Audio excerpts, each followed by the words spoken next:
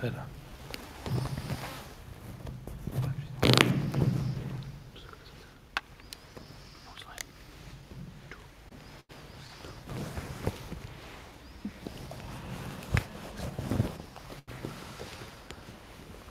السلام عليكم ورحمة الله وبركاته.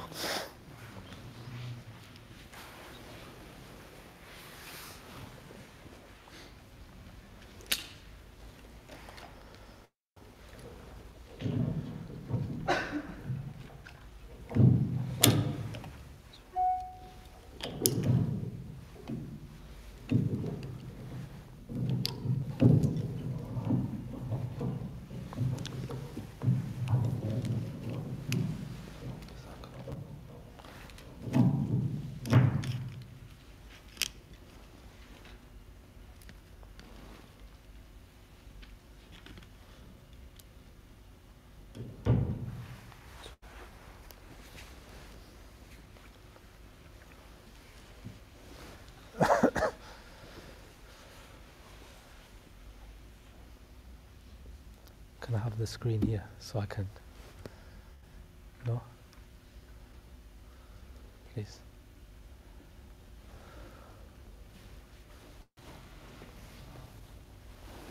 Alhamdulillah.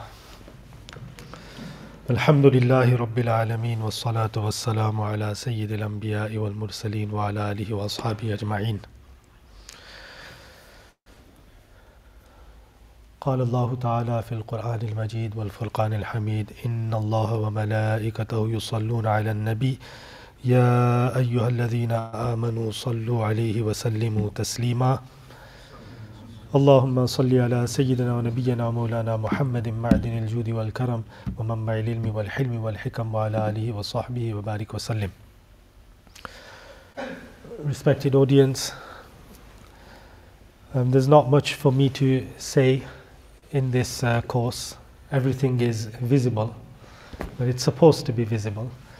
But I apologize that the screen may not be as visible as I assumed it will be. So I may have to read out a lot of the things on the screen. That's why I've got the screen here in front of me. I don't need to give any introduction on the course because everything's provided here on the slides. This was prepared in 2019 and inshallah we shall go through this together, so please sit in a comfortable position. We do have a lot to cover and we don't have as much time as we would have preferred, so we shall inshallah try and cover as much as we can. So first of all, welcome to you all. Thank you for attending, and we are grateful to the masjid and Hafiz Anis Sahib Qibla for giving us this opportunity to be here on this Sunday afternoon and discuss the laws of Allah subhanahu wa ta'ala and learn from that which the Prophet Muhammad sallallahu ta'ala alayhi wasallam brought from Allah to us, because surely this is much more rewarding than voluntary worship in the court of Allah subhanahu wa ta'ala.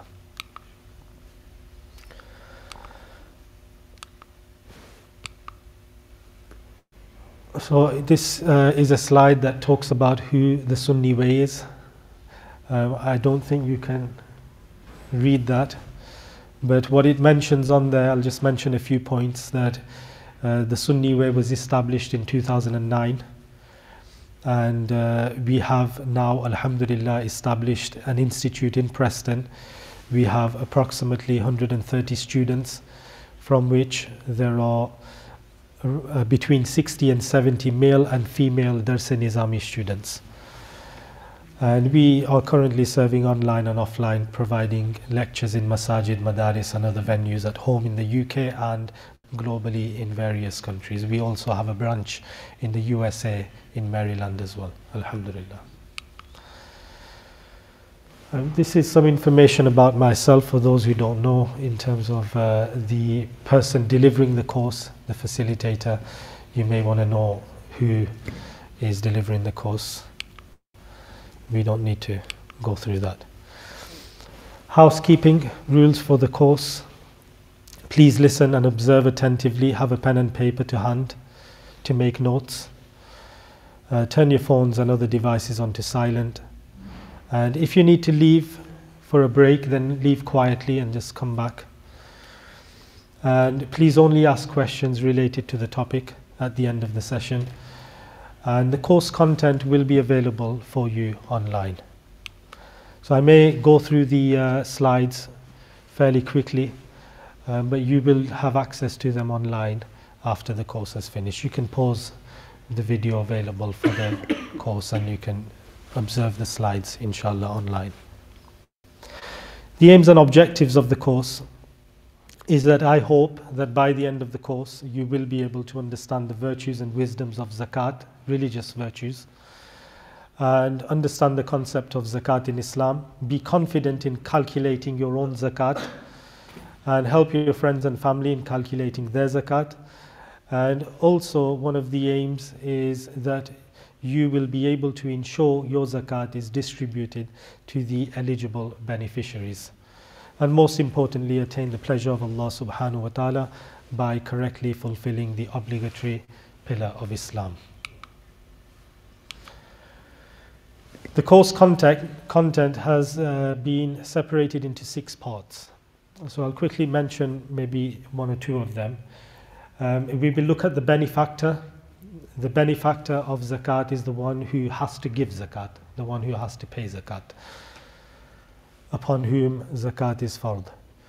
The blockers and non-blockers in section 4, these are blockers are those, and these terms I have fixed myself, and what I mean by blockers is those things that will be deducted from your zakatable assets.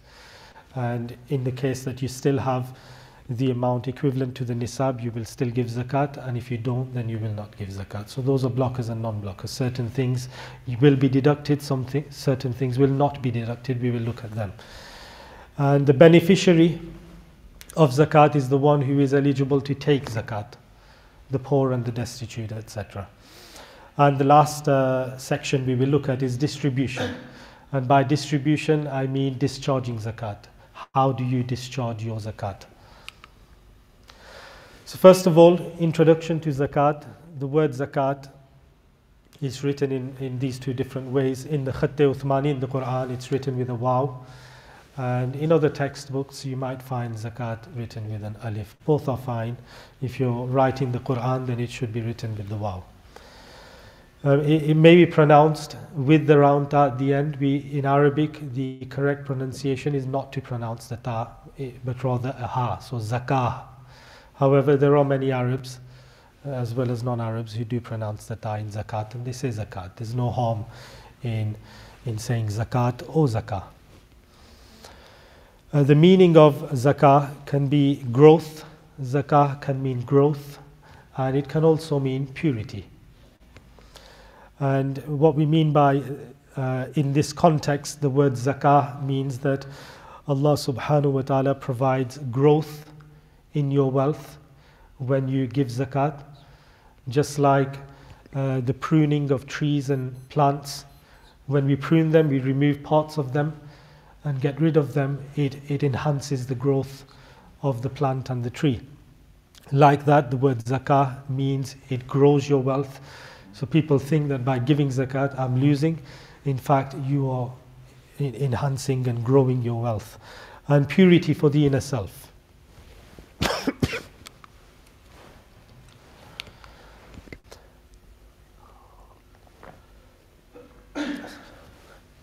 The first section is zakat in the Quran.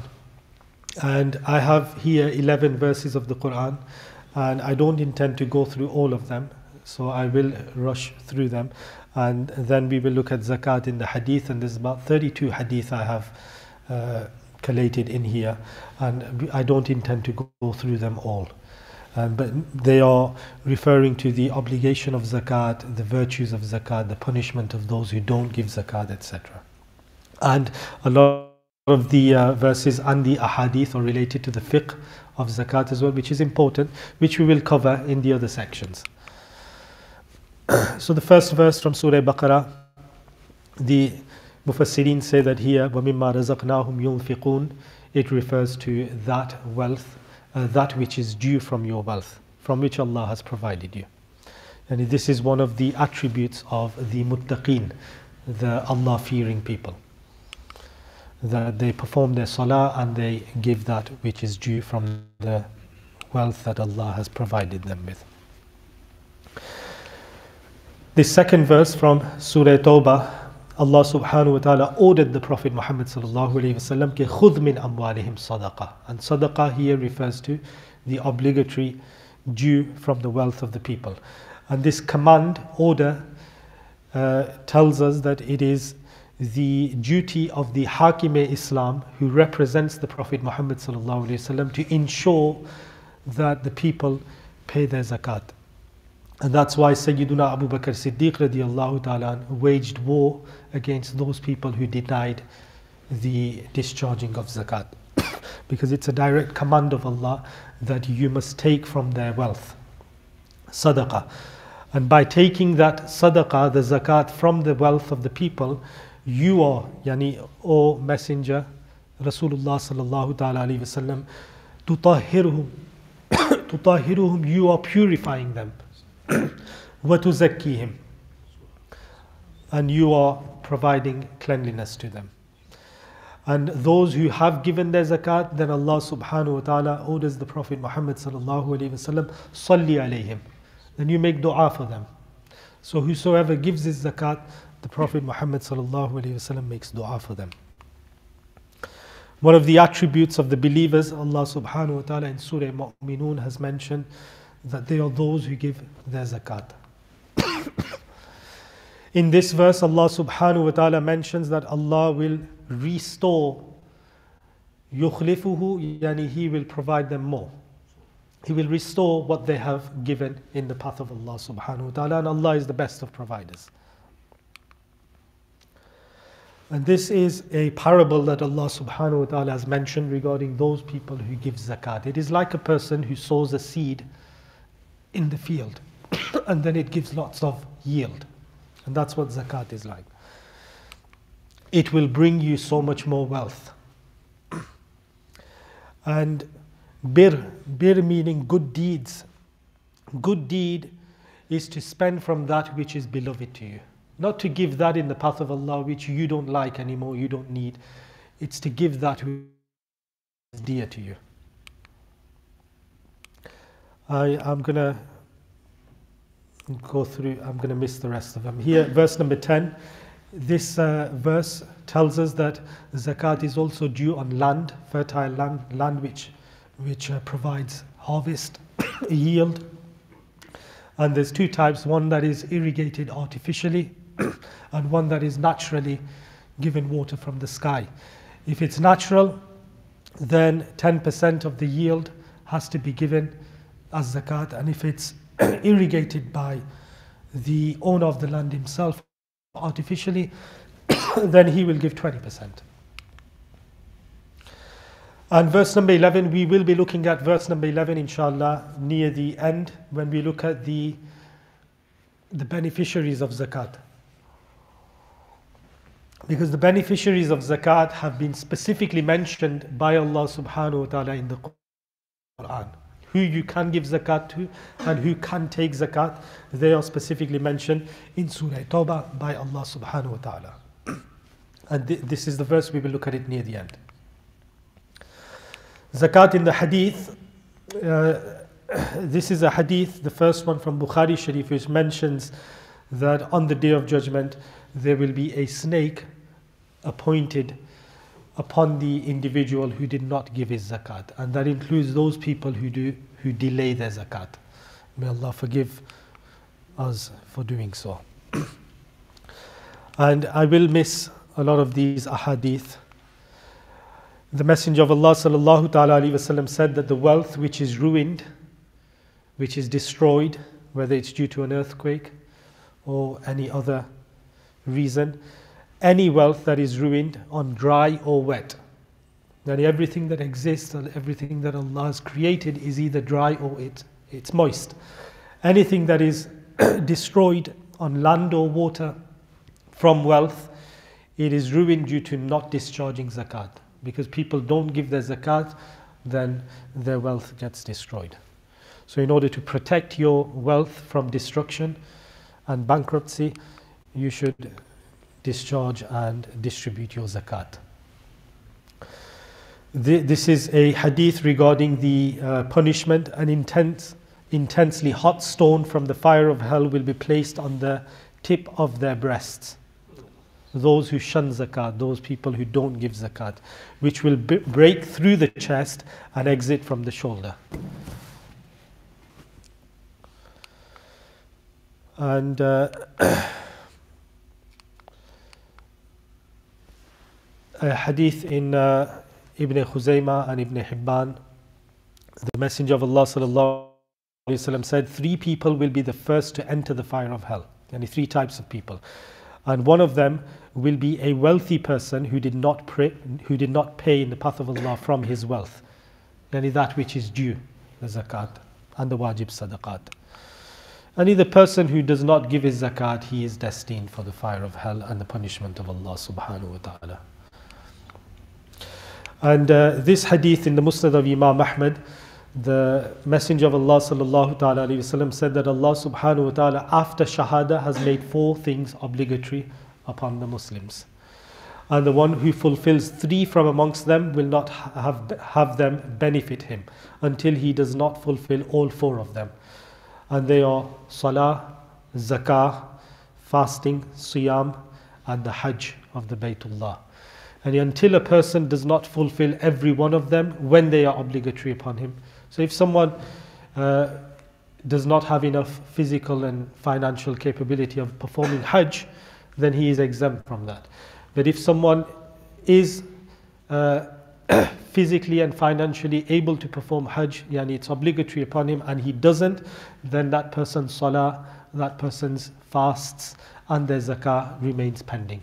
It's not accepted in the court of Allah until he fulfills all of the pillars of Islam that are obligatory upon him. So zakat, the person who does not give his zakah or he delays his zakah, then his fasts and his salah, they will all remain mu'allaq. They will remain pending until he fulfills all the obligatory aspects from the pillars of Islam.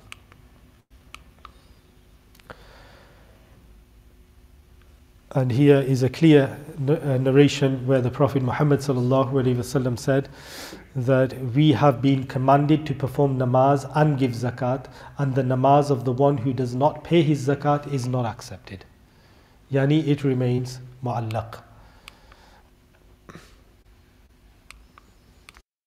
And I will skip through them. Imam Malik and Imam Abu Dawud reported from Sayyida Al-Mu'mineen Salama that she says, I used to wear gold jewelry. I said, Ya Rasulullah, is this the kanz, the treasure concerning which there has been warning in the Holy Quran? Because Allah subhanahu wa ta'ala, الَّذِينَ يَكْنِزُونَ الذَّهَبَ وَالْفِضَّةَ, those people who hoard gold and silver. There was a punishment mentioned for them. So she asked that the gold that I wear, jewelry, is this what it's referring to? So the Messenger of Allah sallallahu alaihi wasallam said, that which reaches the threshold on which zakat must be paid and the zakat has been paid for it is not kanz. So the hoarding that is forbidden in Islam is that which from which the due has not been paid. So if you are hoarding wealth, gold, silver, or any other currency or any other assets, but you are paying the zakat for it and that which is due upon it, then it is not a sin.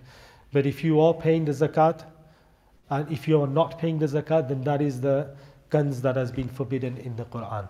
There is also other types of hoarding which are forbidden in Islam, but that's not which the verse of the Quran is referring to. We should not be hoarding wealth, we should be distributing wealth. There's a Sahabiya who was wearing bangles and came in the court of the Prophet Muhammad sallallahu alaihi wasallam, gold, and the Messenger of Allah sallallahu ta'ala alaihi wasallam said that he asked that, have you paid its zakat? And she replied, no. So he sallallahu alaihi wasallam said, do you not fear that Almighty Allah will make you wear bangles of fire? Pay its zakat. Pay its zakat. So the fiqh of this specific narration is that many people assume that if we are using that jewelry and it's not just sitting there, then we don't have to give zakat on it. And this hadith tells us, as the Hanafi fiqh rule is that whether you use it or you don't use it, if it's gold and silver, it is zakatable. You have to give zakat on it whether you use it or you don't use it. That's for the gold and silver. The Messenger of Allah sallallahu ta'ala alaihi wasallam would command us to pay zakat for that which we have acquired for trade purposes. And that, the fiqh of this hadith is that trade goods, they are zakatable. And he sallallahu alaihi wasallam said that khums, 1/5 is due from mines. Mines, if someone's into mining and they mine and they find gold or silver in no man's land, then 1/5 of it will be given to the Baytul Mal, the Muslim government. The Messenger of Allah sallallahu ta'ala alaihi wasallam has here in this narration mentioned the zakat of land. So land, the zakat for that land which is watered, irrigated by the skies or the streams, or if it is ushri, in other words, it is irrigated with water from rivers and channels, then on such land, ushr, 1/10 is due. And for those lands which are irrigated by water that you bring by loading on animals, yani artificially, then on it is due half ushr, which is 1/20. So we will look at that later on.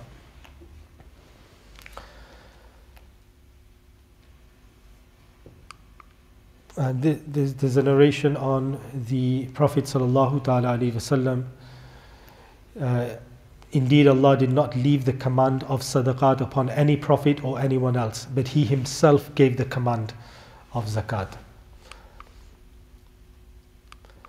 And I will, in the obligatory sadaqah, your children and father have no right. The hadith of Rasulullah sallallahu alaihi wasallam.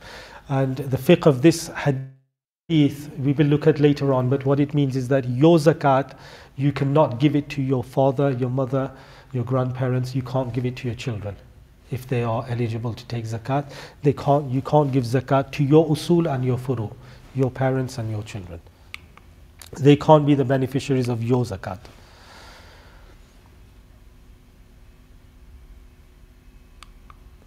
Okay, I am going to end that there. The section summary for the Quran and Hadith is that from the verses of the Quran and Hadith we have learned that zakat is obligatory, and we all kind of knew that. Anyone who does not believe it is obligatory has become a kafir. They are not believers anymore. Someone who does not give zakat is a fasiq. Someone who doesn't give his zakat, believes it's obligatory but does not give it, then that person is a fasiq. Their testimony will not be accepted. And that's the same ruling for someone who delays his zakat, when it's due but they still don't give it. Other rules that have been deduced will be mentioned later on from the verses of the Quran and Hadith. And this is where the learning starts now. So the benefactor of zakat. Who is it obligatory upon to give zakat? So these are the things that you need to remember. This is what has been deduced from the Quran and Hadith by Imam Azam Abu Hanifa and the Hanafi Fuqaha Kiram that we are specifically looking at. So by benefactor, I'll repeat again that benefactor, I mean that person upon whom it is fard to give zakat. So the conditions I have put down here are 5. There are 7 and 8 conditions mentioned by other Fuqaha Kiram. I have mentioned them separately. But here, the benefactor of zakat has to be Muslim. He has to be baligh. By adolescent, I mean he has to be baligh. And he has to be sane. He has to be free. He must not be a slave. And he must have complete ownership. And we will look at what that means in a moment. So first of all, in terms of Islam, zakat is not obligatory upon a non-Muslim. And if someone became a Muslim, then they are not obliged to dispense zakat for previous years when they were not Muslim. They will only pay zakat for when they became Muslim. If someone accepted Islam in a non-Muslim governed land and had no knowledge of the obligation of zakat, then he or she is absolved for them years where they did not have knowledge of the obligatory aspect of zakat in Islam. However, that is very rare in today's day and age because Islam has spread far east and west. That's the first condition, Islam. The person has to be Muslim to give zakat. Bulugh, zakat is not obligatory upon a child who has not reached the age of puberty. And those who don't know, for girls the minimum age is 9, and for boys the minimum age is 12. Any child under the age of 12 and is a boy will not be considered baligh, and any girl that is under the age of 9 will not be considered baligha. And the maximum, yani the age 15, once the child, if either one has not reached puberty by the age of 15, and if the child has reached the age of 15, whether it's a girl or a boy, once they become 15, they will be now considered baligh by law. By Islamic law, they are now baligh. Whether they have had emission or not, they will be now by law considered baligh. Assets that are owned by children are not zakatable. And this is a question that comes frequently, that I have a child trust fund, for example, do I have to give zakat? If you've given it in the ownership of your children, it's not zakatable until they reach the age of puberty, until they become baligh, or they have reached the age of 15. Children's saving accounts, same thing. They are not zakatable, they are in the ownership of children. Because bulugh is one of the conditions for an individual to be a benefactor of zakat. Sanity is one of the conditions. If someone is not sane, then zakat is not obligatory upon that individual. So there may be a member of the family who may have a lot of assets in their name, or a lot of money in their account. Maybe they are receiving payments from the government. They are not zakatable unless there are some conditions. So if someone is insane throughout the year, then zakat is not obligatory upon him or her. If the person becomes sane during the beginning and end of the year, then zakat will be obligatory, and the guardian will have to ensure that the zakat is paid on their behalf. If someone is suffering from unconsciousness throughout the year, then zakat is not obligatory upon them.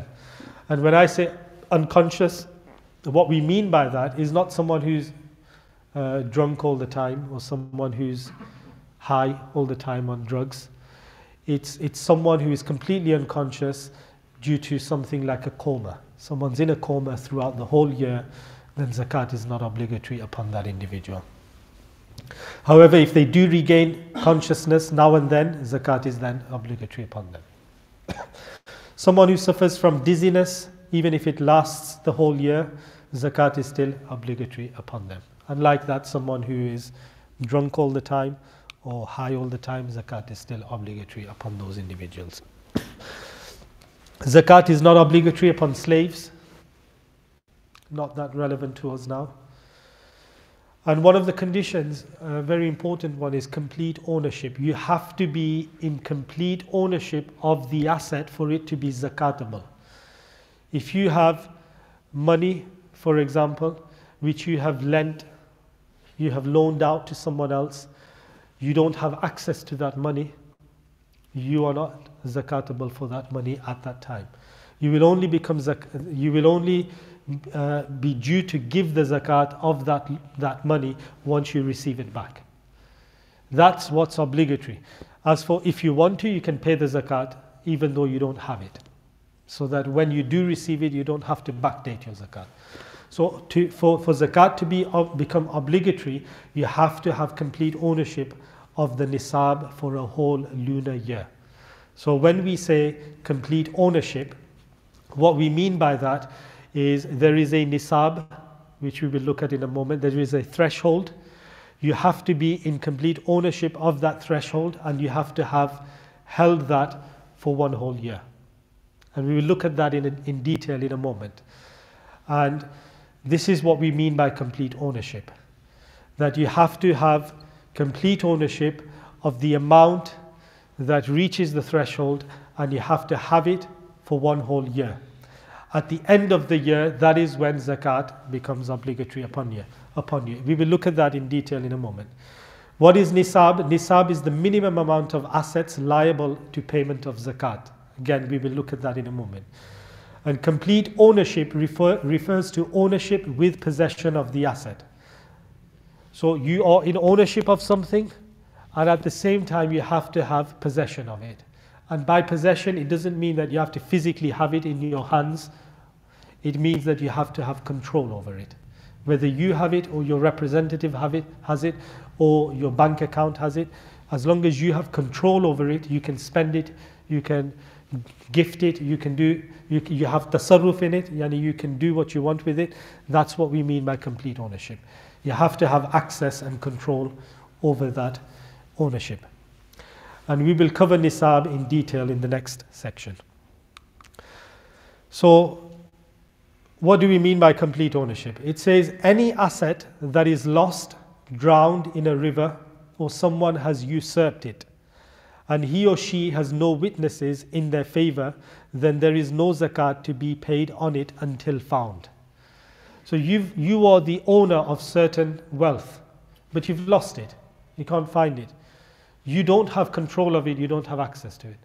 That means you don't have complete ownership. So although you are the owner, there is no complete ownership, because complete ownership requires qabda. Qabda in the Arabic language means that you have possession of it and you have control over it.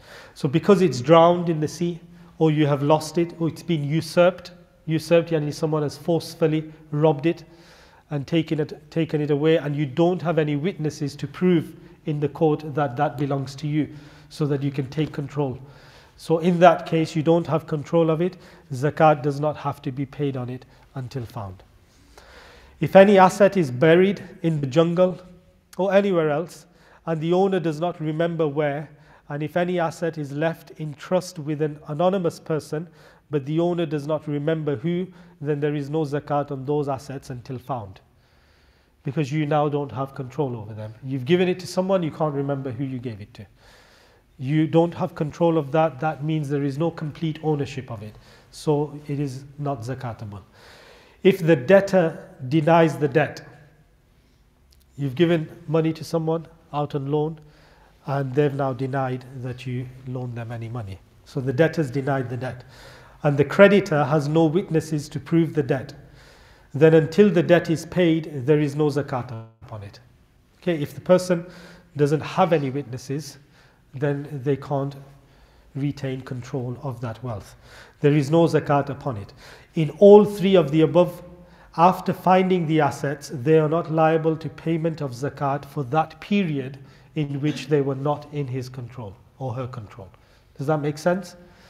So you have to have complete ownership, which means you have to own it and you have to have access and control over it. If you don't, then that is not zakatable wealth. Those assets are not zakatable. The zakat of usurped assets, so if someone's robbed something of yours, forcefully taken it, is not upon the usurper. The one who's robbed it, he doesn't have to give zakat on that. In fact, it is necessary upon him or her to return it to the rightful owner, because what's obligatory upon that individual is to give it back to the rightful owner. They don't have to give zakat on it because they don't own it. Okay, and we've already learned that the person whose wealth has been usurped, if they don't have any witnesses, then they don't have to give zakat on that as well. If the usurper has merged the illegal assets into his own assets, and his own assets had reached the nisab, then he or she will have to pay zakat on all of it. And you may think this is not relevant to us, but it is, because nowadays there are many people who wrongfully take the wealth of others. Fraud, they take the wealth of others.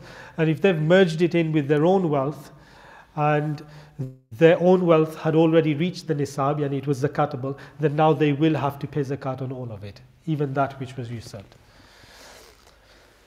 I'm not going to mention the next rule. Zakat of a pawned item. A pawned item, this is rahan in Arabic, rahan, rahin, murtahin, is a payment in kind, yani something that you pay as security. You've gone to the petrol station, you filled your tank, you've not got your money. You've left your watch. You've left that insecurity that I'll come and pay you and take my watch back. So that's what we mean by rahan. So like that, someone may have taken a loan from someone and they may have given their house, or they may have given a certain asset which is zakatable. They may have given that in security. So zakat of a pawned item, payment in kind, is neither upon the customer and nor upon the broker. Okay, none of them have to give the zakat. The broker is not the owner and the customer's ownership is incomplete. After recovering it, he or she is not obliged to pay for the past years. They will only give zakat for when they have acquired it back. Okay, and complete ownership is relevant to someone who has bought goods for trading but not taken possession of them. Sometimes people make advance payments for goods, but they don't receive them goods. And they've not received, they've not taken possession of those goods throughout the year. Then zakat is not upon those goods until possession is taken. Okay, zakat is not upon those goods until possession is taken. After possession is taken, zakat will be backdated. Okay, so for example, you're running a business and you've made an advance payment for certain goods to be delivered to your warehouse or to be taken in possession of your representative. Neither he or she or neither have you taken possession of those goods. They've not been delivered.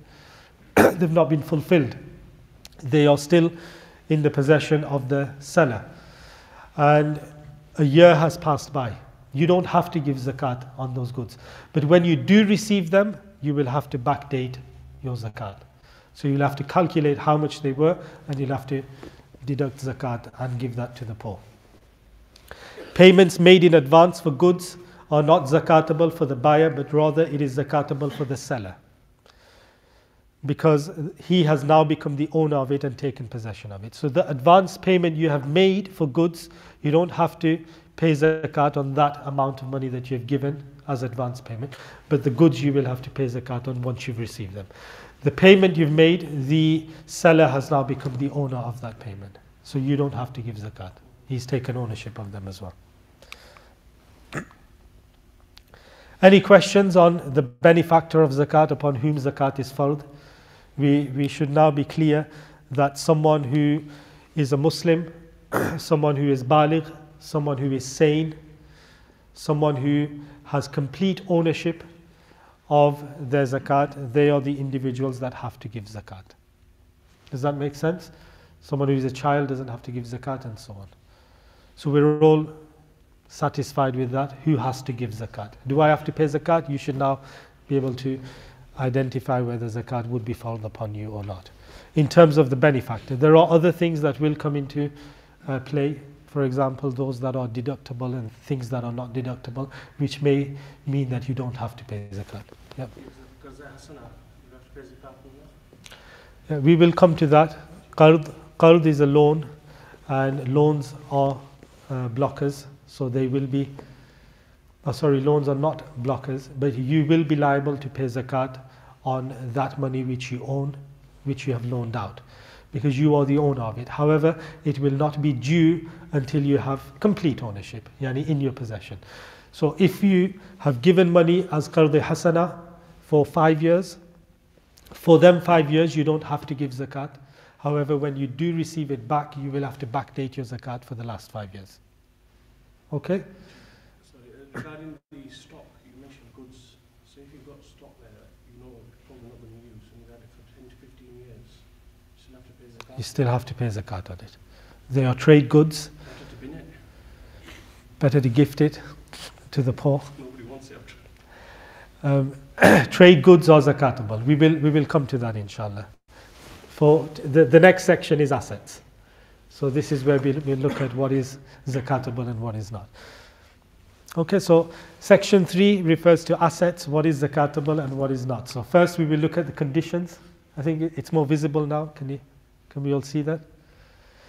Okay, so conditions of assets. There are 3 conditions that assets have to possess for them to be zakatable.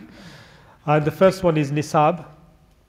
And What we mean by nisab is that not each separate asset of yours has to reach nisab, but if one of your assets reaches nisab, then that will be enough for all of your assets.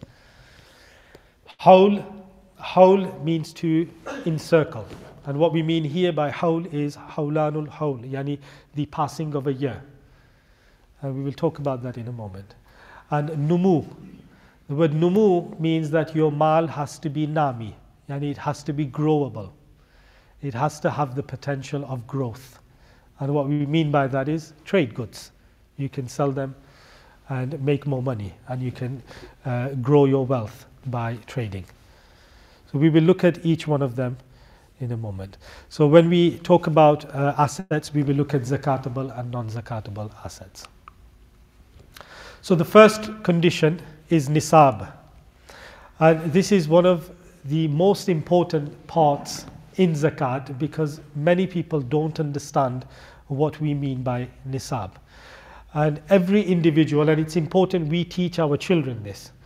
We teach our children that the first time in your life when you become the owner of the threshold of zakat, that time and that date you must note down.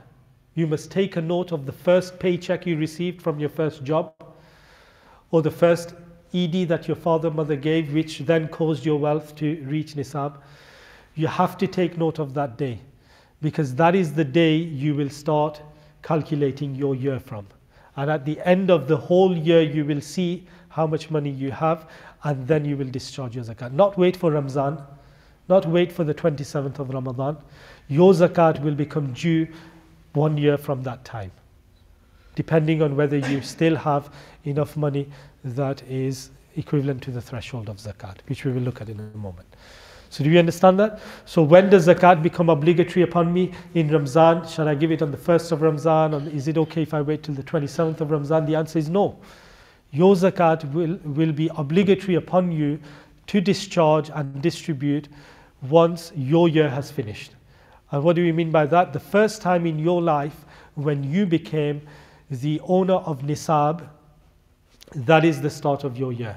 And that will be the time every year when you will have to give zakat, with the condition that you never reached zero in ownership. Yani if your assets went to the value of 0 or minuses, then you will default. And you will start your new date for the year from when you again become the owner of the nisab. Does that make sense? We'll look at an example, a couple of examples in a moment. So it says nisab is the minimum amount of assets liable to payment of zakat. So that's the minimum amount someone has to possess in order for him to be a benefactor of zakat. If the assets are less than the nisab, then they are not zakatable. That person will not be a benefactor of zakat. So when we said complete ownership, we said there that the person has to be in complete ownership of minimum the nisab threshold. There are 4 different nisabs. These are 4 of the different nisabs mentioned in the Quran and Hadith and Islamic law. One of them is gold. It has its own nisab, its own threshold. Silver, it has its own nisab. Trade goods, they don't have their own nisab. Trade goods will be the gold or silver, the threshold of gold or silver will be used for trade goods. And whichever one is less, we will use that nisab for trade goods. And livestock. Livestock is those animals that you have that are used for yielding. They are also zakatable. They have their own nisab. Okay, so in zakat, there are only gold, silver, trade goods, and livestock. These are the zakatable things. And then there's land, and there's that which has been mined, which I mentioned before, but I've not mentioned that here. What is the nisab of gold? And an individual will only consider the nisab of gold when the only assets the individual has is gold. They don't have any other assets. If gold is the only thing they have no money, not even a pound, not even 50 pence. They have no money in their ownership. All they have is gold at the end of their year. My year has ended, all I have is gold. Then in that case, they will consider this nisab. and I'm not sure if that's visible for you, but I've written there that from the hadith, the nisab of gold is 20 mithqal. And I had mentioned the hadith, but I didn't mention it, but it's in one of the slides. But we didn't go through it because of time. But the Prophet Muhammad ﷺ has mentioned that the nisab of gold is 20 mithqal. Yani if you have nothing besides gold and it's less than 20 mithqal, you don't have to give zakat on it. It's not zakatable because it's less than the nisab. The nisab is 20 mithqal. What is 20 mithqal? It says 1 mithqal is 4.365 grams. Okay, 1 mithqal is 4.36 or 4.37 grams, which means 20 mithqal is 87.37 grams. Okay, 1 mithqal is 4.3 or 4.4, and 20 mithqal is for 87.37 mithqal. Which means that when you have 87.37 grams of gold or more, then that will be zakatable. Okay, this is only when you have nothing but gold. That is all you have. You will calculate the nisab of zakat. And if your gold is less in weight than 87.37 grams, it's not zakatable. You don't have to give zakat. But if it is of 87.37 grams, then now it becomes zakatable. And here the nisab of gold price is 48.78 per mithqal. Oh, sorry, per gram is it? So 87.37 grams will be 4,262 pounds, equivalent to that much. So if someone has that much gold, then it will be zakatable. And these figures have been taken from, this gold price per gram is from the 26th of February 2023 at Hatton Garden, London. And the mithqal to gram conversion from is a conversion from Fatawa Europe of Mufti Azam Europe, Mufti Abdul Wajid rahmatullahi ta'ala alayh. So the grams I've mentioned there for mithqal is based on Mufti Abdul Wajid Saab's research in Fatawa Europe. The book is published and available. So I've not got my glasses on. I didn't bring my glasses because I thought we'll have a big screen and I'll be able to see it on the big screen. But that which is above the nisab, and this is a rule in Islamic law, that if you've only got gold and no other assets and you've reached the nisab, what about that which is slightly above the nisab? So for example, you've got 87.37 grams of gold plus you've got another 5 grams of gold. Is that also zakatable? Do you have to give zakat on all of it? There was a hadith mentioned before which we didn't look at, but that which is above the nisab and less than a fifth of the nisab is not zakatable. So when you've got the nisab and then you've got a fifth of the nisab separate, then that will also become zakatable. If it's less than a fifth, it's not zakatable. Okay, so that slightly more you have is not zakatable until it reaches 1/5 of the nisab. And there I've provided a calculation there which says that if you've got 87.37 grams, it's all zakatable. Anything more than that is not zakatable until it reaches 104.84 grams. When it reaches that much, then now all of that will be zakatable. Anything slightly more than that is not zakatable until it reaches 122.31 grams of gold. Okay, does that make sense?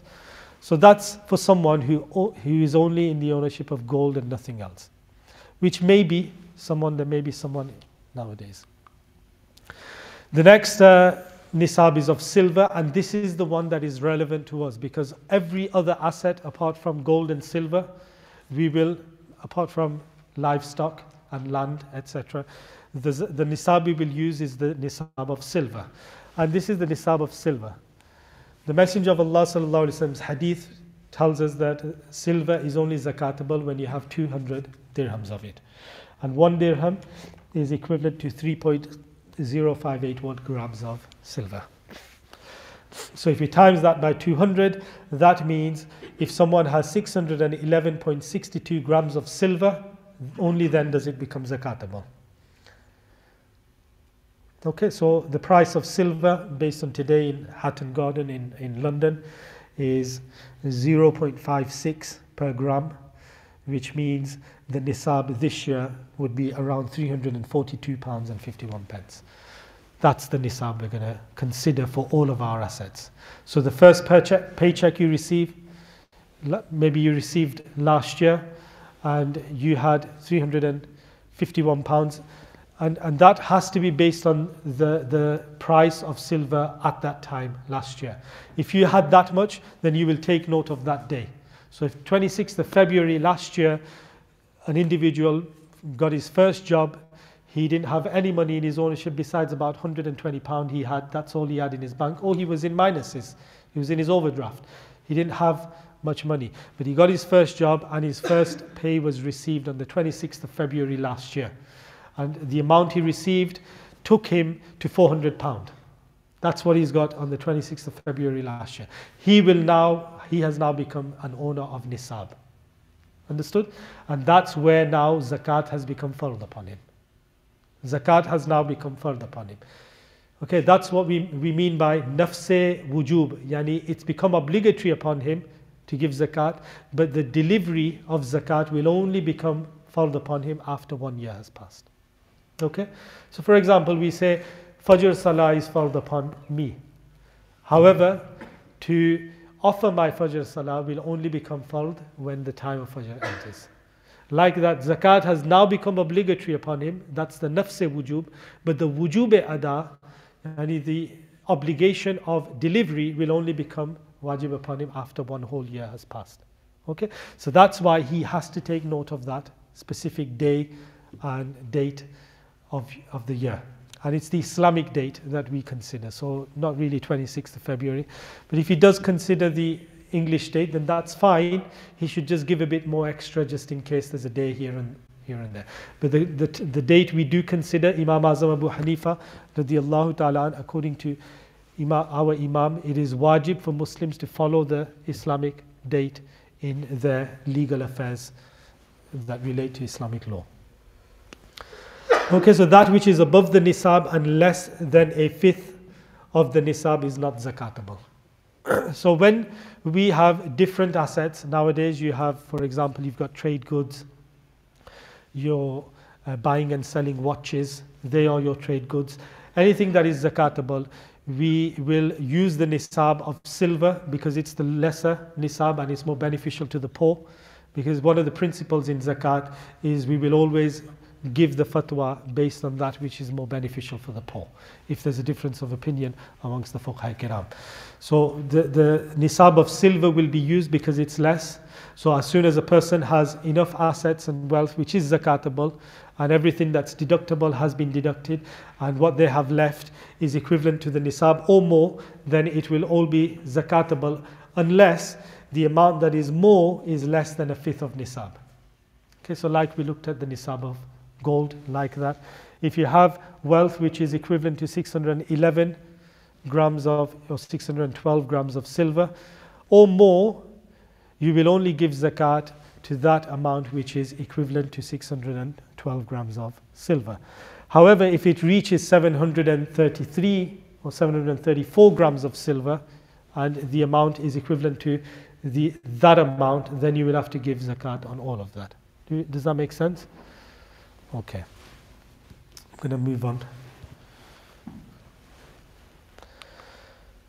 So gold and silver, there's a few rules. The weight and not the value is considered in the nisab of gold and silver. Okay, so if you are using the nisab of gold and you're giving zakat on gold because all you have is gold, then you will consider the weight of that gold, not the value, because the value may be higher because it's from a designer label, for example. The value of the gold may be a lot more than its value in weight. But if your nisab is only gold, you don't have any other assets, then you will only consider the weight of the gold, not the value of it, based on the weight of the place you are in. So if you are in Keighley, then you will not look at London Hatton Gardens price of gold and silver, you will look at Keithley's in the marketplace on that day when you are discharging your zakat, what's the value, and you will base it on that. So gold and silver, the weight is considered. This is specifically when you only have the nisab of gold and you only have the nisab of silver, you don't have any other assets. Okay? Because if you have more than one nisab, you've got gold and you've got silver, then now you will mix your nisab. And now you will not consider the weight, you will consider the value. Okay, it's important we differentiate with that. Jewelry will be weighed and not valued for their design. The nisab of gold is only considered if someone has no other assets apart from gold, which I mentioned before. So I'll stress this one more time, that if someone has got gold, but they've also got a few pounds in their pocket, in their ownership, then they will not use the nisab of gold anymore. Even though the gold is worth £3,000. It doesn't reach the nisab of gold. Remember we said it was 4,000 something. The gold is worth £3,000. It's not zakatable unless they've got any other assets. And if they've got another £5 note sitting there, then now they won't consider the nisab of gold. That £5 note will cause the nisab of gold to be cancelled. They will now move to the nisab of silver. That's the lesser one. And they will have to give zakat on all of that, based on the nisab of silver. Does that make sense? So only when someone has nothing else. So for example, their end of year is today. And there's a woman in the house who's got plenty of gold, but it's not reached the nisab of gold. It's worth £3,500. They did have pounds and other assets. They had a few pounds or money in their bank. They transferred it all, distributed to their children. Got nothing left. A few pounds I had, gave it to my grandchildren. Now the day has come, I've got no money, no other assets. The only thing zakatable in my ownership is gold. And it's worth 3,500. They will not pay zakat on that. Understood? However, that other asset they have, doesn't matter how much it is, that will then cause the nisab to move to silver. In the presence of another asset, the equivalent value of the nisab of silver will be considered, because it is less and hence it is more benefiting for the poor. In the case of joining two nisabs or more, the value of the assets will be considered even if they are gold and silver. I've mentioned that because before we said the weight is considered, not the value. But when you've mixed assets, we are not now considering the weight. We are now considering the value. So that lady who weighed her gold and said it was 3,500, the weight, based on the weight, but now she's got a £5 note somewhere in her pocket and she owns that as well. She's not giving it to anybody. Now she will move her nisab to silver, and now she will not consider the weight of her gold. She will also consider the design. And if she were to sell it and it were to be sold for maybe £6,000 because it's from a specific company or specific designer designed it, then she will have to give zakat on all of that, £6,000 plus the £5 note, 6,500. 6,005 pounds she will have to give zakat.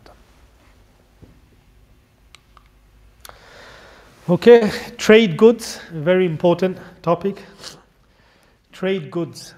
There is no separate nisab for trade goods. The equivalent value of the nisab of gold or silver, whichever is less, will be considered for trade goods. And we know that it's the nisab of silver. So if you have any trade goods that are equivalent in value to the 300 or so pounds nisab of silver, you will have to give zakat on them. If they are less than that, but you have other assets which are zakatable, then you will merge your trade goods with the other zakatable assets. For example, you've got a few £100 in your pocket or under your mattress or under your pillow or in your bank account, and your trade goods are only worth £100. You will merge everything together. If it reaches the nisab of silver, all of that will be zakatable. This means that when a person has trade goods that are valued at 256.88 or more, then they are zakatable, grams of silver. Is that's 256, it should be 612. Okay, we just ignore that rule for now. In the presence of assets from different nisabs, they will be merged and the value of the silver nisab will be used. Okay, so the value of silver nisab will be used. So what we are simply saying is that if you have different assets, you will merge them. You don't class your different assets as different nisabs. That my trade goods are worth £250, not zakatable. I've got money in my bank, £300. It's not reached the nisab, not zakatable. I have other things that are zakatable, they don't reach that value. So they're not zakatable. That's not the case. You have to add all of that together, and then the total, you will see whether it reaches nisab. If it does, it is all zakatable. Livestock, I'm going to miss this one out. If you want to take a moment, can you not see it or not? Okay, I'll mention a few points. Animals which spend most of the year grazing on land and their purpose is yielding milk, breeding or fattening, such as camels, cows and goats, then they are zakatable. They're only zakatable if at least one of the animals is of a year in age. If all of them are less than a year in age, then they are not zakatable. Animals that are for service, such as servicing the fields or transporting goods, they are not zakatable. Or if they are kept as a hobby, horse riding or something, they are not zakatable. Horses are not zakatable anyway, unless they are trade goods. If you're buying and selling horses, then now they are considered as trade goods and they are zakatable.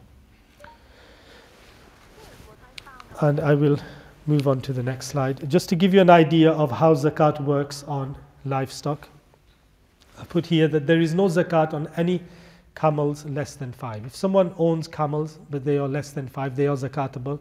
They spend most of the year grazing for yielding milk and fattening, etc. If there's only 4, there's no zakat on them. Once you have 5, then you have to give zakat on them. How much zakat do you have to give? If you own 5 to 9 camels, you have to give 1 goat, or the equivalent of the price of 1 goat. After that, you don't have to give zakat to any more than that. If you've got 10 to 14, from 5 to 9 camels, you only give 1 goat. And then if you've got 10 to 14 camels, you give 2 goats, and so on. If you have cows, bulls, buffaloes, then there is no zakat on them unless you have 30 of them. So if you've got 29 of them, they are not zakatable. Once you have 30 of them, they become zakatable. And when you have 30 to 39 of them, then what you have to give in zakat is 1 calf that is of the age of 1 year old, or the equivalent value in money. You can give that in zakat. Once you have 40 to 59, you have to give 1 calf which is 2 years old, or its value, and so on. This is just to give you an idea. If someone does need more information of that, then you should contact the ulama kiram, or you can go online and look at the previous zakat course that I did in 2021. There is no zakat on goats less than 40. So if someone has 40 goats, whether they have 40, after 40 they've got 50, 60, 70, all the way until 120. So between 40 to 120 goats, then they have to give 1 goat in zakat. Okay, so that's the first condition of assets, which is nisab. So I hope we've all understood nisab, and I think we did go into detail that may not be relevant to us, because what's relevant to us today is the nisab of silver. The nisab of silver is that once you have about 350 pounds, more or less, amount of silver, equivalent to that amount of silver, or any other assets that are zakatable, or gold, if you have more than 1 asset, then all of your wealth, that condition of nisab will be fulfilled. Okay? Provided we will look at blockers, we will deduct them. If you deduct the blockers and you still have that much left, then your wealth is zakatable. If we look at the blockers and you have, for example, debts, you will deduct them from your assets, and if they are not, if they still don't remain above the threshold or to the threshold, you will not be obliged to pay zakat. The next condition is hawl, and we've already talked about hawl. And here I've split the wujub of zakat, and when we say wujub, it means the obligation of zakat. It's split into two parts: wujub of ada and the wujub and the nafs of wujub, the actual necessity and the necessity to distribute and deliver and discharge and fulfill. So the nafs wujub, the initial obligation of zakat, occurs as soon as an individual earns any asset which reaches its nisab threshold. So a child may have equivalent to the nisab before the child becomes baligh. So in that case, the child will have to remember the date, and it's the parent's duty or the guardian's duty that they note that down and teach their child to note that date down. That as soon as that child, so if, for example, parents have been giving to their children in their ownership, or relatives give gifts to that child, maybe when the child was born, they gave gifts to the child. That is owned by the child, but it's kept under the ownership of the parent. And they may use it for the benefit of the child. If they've not used it, then all of that adds up. Gifts on Eid, etc., or the parents themselves give to that child in a trust fund or any other form of payment. That child has more than the threshold, but they don't have to pay zakat. But as soon as they become baligh, that's when their year will start. So they have to note that date down, because that is when zakat, the nafs wujub, the initial necessity of zakat, obligation of zakat, has occurred upon them. So they will take note of that date. If a child already owns such assets, then the date he or she reached or reaches puberty is the day zakat is initially obligatory upon him or her. But the discharge, delivery, distribution, fulfillment will only become obligatory a year later. Similarly, if a person accepts Islam while in ownership of such assets, that day zakat is initially obligatory upon him or her. So they will take a note of the day they accepted Islam. This date is very important and must be noted down. It's in bold. I don't know if you can see it, but it's in bold, because that date is necessary. Because nowadays people think that zakat is only fard in Ramzan, and that's why the course is held at this time. We are here because Ramzan is approaching us. It's a misconception. People think that Ramzan is when you give zakat. That's not the case. You give zakat when your year ends. Because the obligation to distribute the zakat will be exactly a lunar year after that date. So that's why that date is very important. Each person who fulfills the conditions of the benefactor, which we mentioned before, Islam, sanity, bulugh, complete ownership, etc., must distribute zakat from his or her wealth exactly a lunar year after he or she became an owner of a nisab or any zakatable assets equivalent in value to the nisab of silver. If at the end of the year the person does not own any zakatable assets that reach their relevant nisab, then zakat is not obligatory. The person will then wait for another year to pass and evaluate in the same manner. Okay, so a person noted down the date they became the owner of the nisab of zakat. A year later, they had some money, they had a few assets, but they didn't reach the nisab of zakat, or they had blockers which they deducted, which caused them not to be liable of zakat. So they didn't have to pay zakat, but they still have assets in their ownership. So then, in that case, that year they don't have to give zakat, but that date will still continue. The next year they will look again and evaluate in the same manner. What I'm saying is they will not default to a new date. They will keep that specific date. The only time they will default to a new date is when they reach zero or minuses. Okay, so for example, if someone has a loan which causes all their assets to go into minuses, then their year of zakat will be defaulted. And they will wait till they reach the nisab again for them to note a new date down. Does that make sense? Okay. If mixed assets, then use the nisab of silver in value. We've already talked about that. If after the initial obligation of zakat and before the passing of the lunar year, the person loses all assets, then the person is absolved of the initial obligation. and thus there is no obligation to distribute. So when they have reached zero or in minuses, the nafs-e-wujub has gone. The initial obligation has gone now. So because the initial obligation has gone, the wujub-e-ada cannot occur, which is the necessity of fulfilling. Do we understand that? So for example, wujub, nafs-e-wujub, initial obligation of Isha namaz is upon all of us. But the wujub-e-ada, the necessity of delivering that, offering that salah, will only become obligatory when we reach Isha time. However, if someone becomes insane, and they've lost their mental health, they've completely become insane, they can't differentiate between right and left, thick and thin, then the nafs-e-wujub has gone now. Isha is not farz on that person anymore.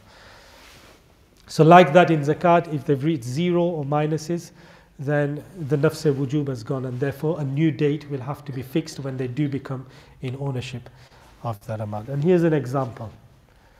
So if you can all look at that and just ponder over that for a moment. If you can't see it, then try and come closer. If you can see it, just put your hand up if you can see that, if you can read that text. Okay, so see if you can work that out. And it's not difficult, it's quite easy. Okay, so Ahmed became Sahib-e-Nisab in Safar 1441. Throughout the year he saved, and in 1442 he had £2,000 in his ownership. How much zakat should he pay? Okay, so how much zakat should he pay? So based on what we said, from 20 mithqal, 1 mithqal, is that what we said in? So let me go back to the nisab of silver.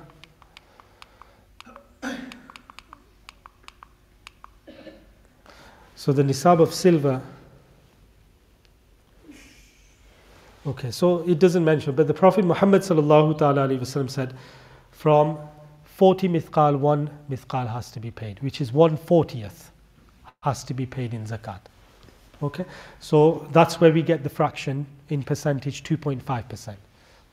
So it's 1/40th, which is mentioned in the hadith of the Prophet sallallahu alaihi wasallam. So in this case, in Ahmed's case, what we do is all the £2,000 is zakatable.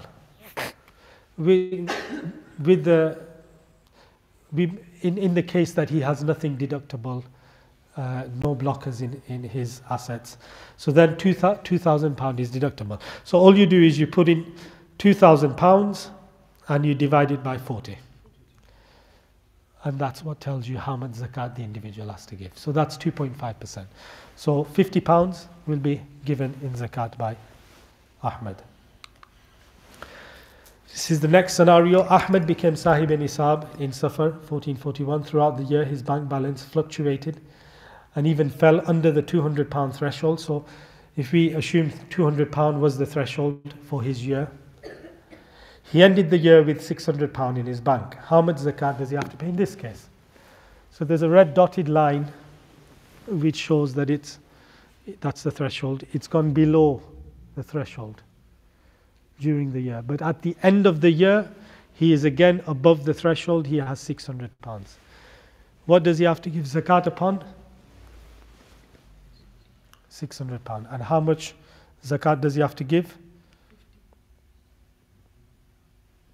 From £600 divided by 40, how much does he give? £15. Okay, so Ahmed in this case has to give £15 zakat. Okay, so in this case, Ahmed became Sahib-e-Nisab in Safar. Throughout the year, his bank balance fluctuated. In Shawwal, he was in negative equity. He ended the year with £1,000 in his bank. How much zakat does he have to pay? Okay, so that blue line, is £0. He's gone into minuses. But then at the end of the year, he's back up above the threshold. So he has £1,000 at the end of the year. So how much zakat does he have to give? How much? there's no zakat. He doesn't have to pay any zakat because his date has now defaulted to when he became Sahib Nisab just before Safar. Does that make sense? So we all, okay, that's the idea I wanted you all to understand. Hawlane Hawl, it says, what if I don't know the date I reached the Nisab? So these are common questions. The answer to that is using all your knowledge, intellect and available information. So you will dig back into your bank statements, or you will ask your parents, you will find all available accessible information, and you will estimate until you feel satisfied and fix a specific date, and then give extra in order to gain tumanina, satisfaction in the heart, until you feel satisfied that now I have fulfilled all my zakat. Can I wait and pay my zakat in Ramadan? It is haram to delay the distribution of zakat, and you will be considered a fasiq for delaying the zakat. Instead of more reward, you are accumulating more sin. Salah, etc. will be held pending until zakat is distributed. Okay, so we've already talked about that. But the other way around, we should also understand that there's no harm in giving zakat in advance. So you may give your zakat in Ramzan, but what you do is you make sure you've given all your past, and this Ramzan is not your date, zakat is not, the wujub ada has not been established, but you are giving it in advance for the next year. There's no harm in doing that and giving it in Ramadan. Can I pay my zakat in advance? So yes, zakat can certainly be given in advance, and therefore, and there is no limit to how much in advance it can be given. Extra payments can also roll over for the following year. So you can pay your zakat in advance for the next year, and then when your year ends, you calculate, this is how much I gave, how much was obligatory upon me, I had given less, you need to top it up now. If you gave more, you can roll it over for the next year. Okay, you can do that.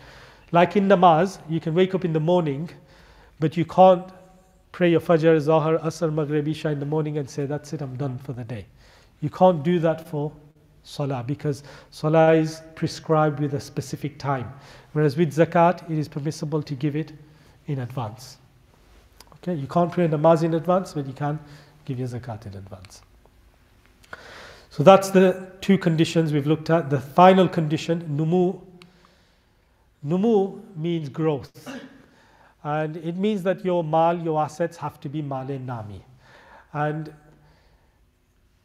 there are two types of assets that we consider. They are khalqi or khilqi and fi'li. And what we mean by khilqi is that which has been created for growth. And when we mean growth, we mean trade, for exchanging, for trade. And the reason why gold and silver are considered as khilqi is because Allah subhanahu wa ta'ala has given them to us for trading. That's what their purpose is. So gold and silver are the only two natural growable assets. So khilqi means natural. So gold and silver is zakatable in any case.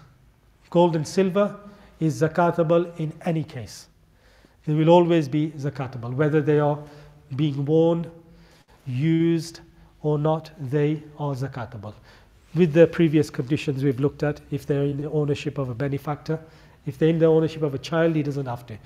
But in the ownership of a person upon whom zakat is filled, the assets reach the nisab, they have gold, that gold and silver will be zakatable. And the other type is actively growable, and which is known as fi'li. And actively growable specifically means trade goods. Trade goods are zakatable. You've got 10 watches at home. Okay, they are worth £5,000 each, but they are not for sale. They're not for trade. They are for your own personal use. They are not zakatable. Okay, this is what we mean by numu. Numu means that those assets have to have the potential of growth. And when we say potential of growth, not in any aspect of your worldly life, but in Islamic law. They have to be potentially growable. And in Islamic law, an asset will only be potentially growable when you purchased it with the intention of trade. If you purchased it without the intention of trade, that asset is not growable in Islamic law. And I'll reiterate that in a moment.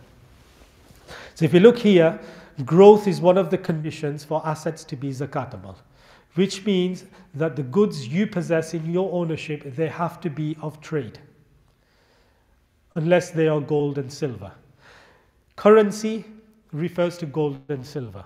They are the only natural currencies that Allah subhanahu wa ta'ala has provided and the Islamic law considers.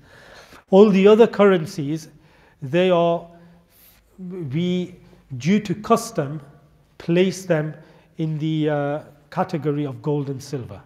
So sterling, pounds, notes, money, coins, they will all be classed as naturally growable. Not haqiqatan, but due to urf, majazan, they will be classed as that, because that's what they are used for in custom. They have replaced gold and silver.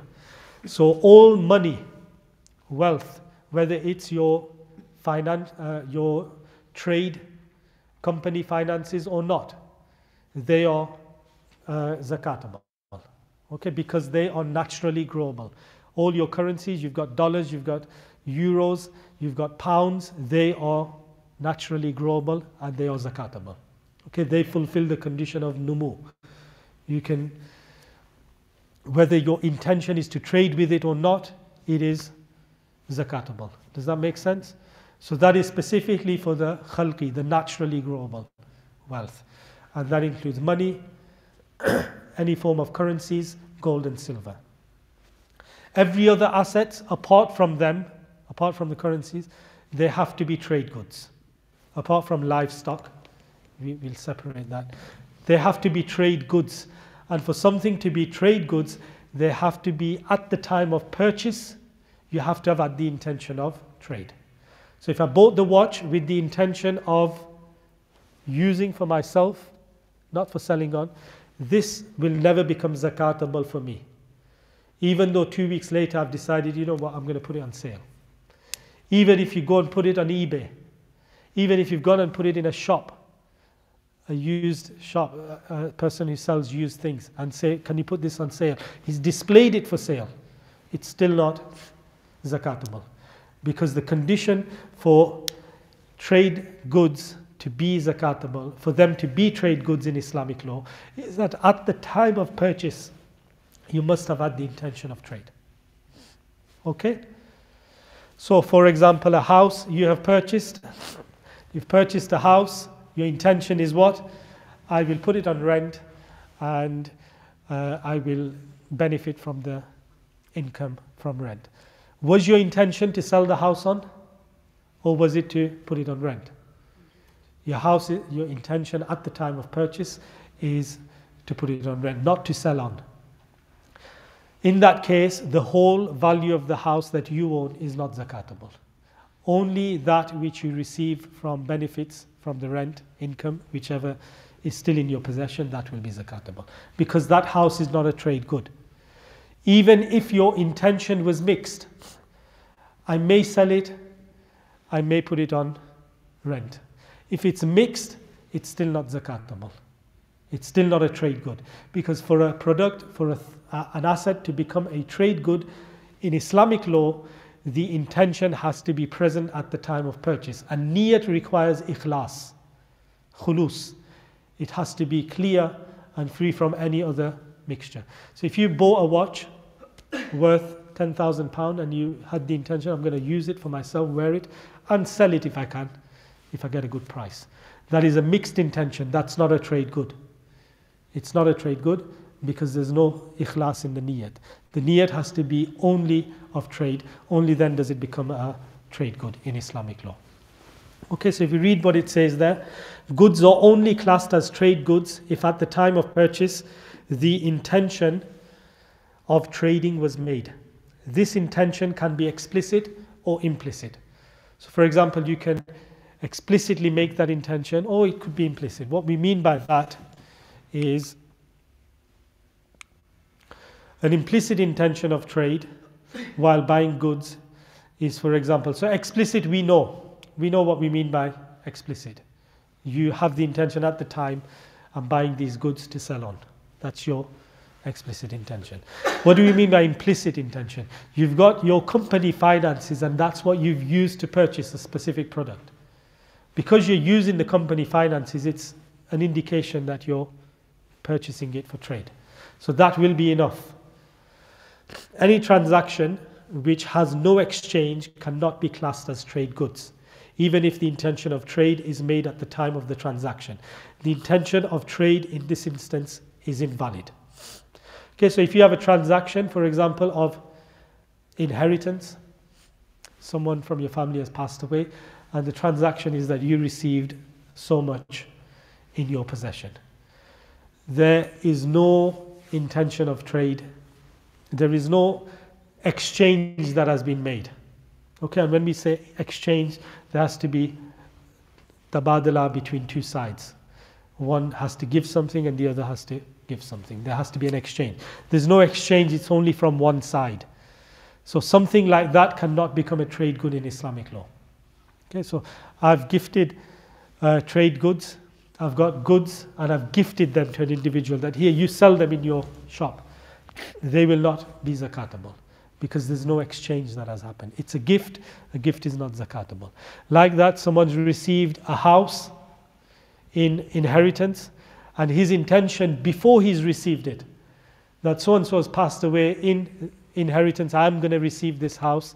Before I receive it, my intention is I'm going to sell it on. When the person's received it, that house will still not be a trade good according to Islamic law. It will not be zakatable because no exchange has taken place from both sides. So things that are received as gifts and things that have been received in charity or as inheritance, they are not trade goods, therefore they are not zakatable. If at the time of purchasing an asset, the intention is mixed, I may sell it on, I may keep it, or I'll use it, but if I am offered a good price, I'll sell it, then this is also not zakatable because the intention has to be clear at the time of purchase or at the time of exchange. Okay, these are the conditions of assets for them to be zakatable. If you have an asset that does not fulfill one of these conditions, then that asset is not zakatable. And we'll look at some examples in a moment. But I'll just quickly mention a principle in Islamic law. It's a rule in Islamic law, a qaida in Islamic law, that when those actions or those things in Islamic law which relate to af'al, action, they will only be considered legally active when they occur with the intention, when the action occurs with the intention. So the fa'al and the niyat have to occur together for that thing to be considered active in Islamic law.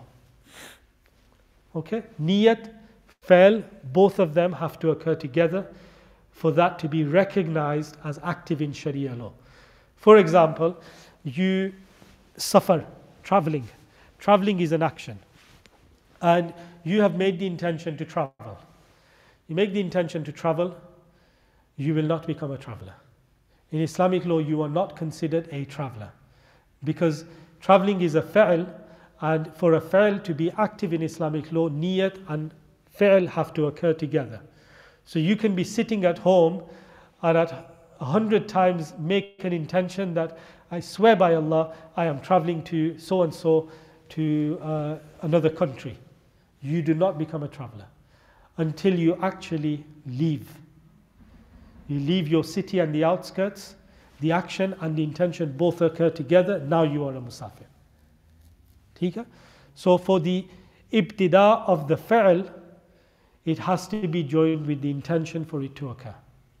You may have reached another city, but you didn't make the intention, you will not be a musafir. The fa'al and the intention both have to occur together. Okay, you can stand up with the intention of namaz, but not start your namaz, you are not in namaz. Or you can stand up and start doing the actions of namaz, but not do the intention, you are not in namaz. Both niyat and fa'al have to occur together. Just like that, if, and the tarke fa'al, Tark-e fa'al meaning to abandon the act. Merely intention is enough. Mere intention is enough to abandon the act. Okay? So if you are traveling and you have merely made the intention that I am to do qiyam here for 15 days, you are not a musafir anymore.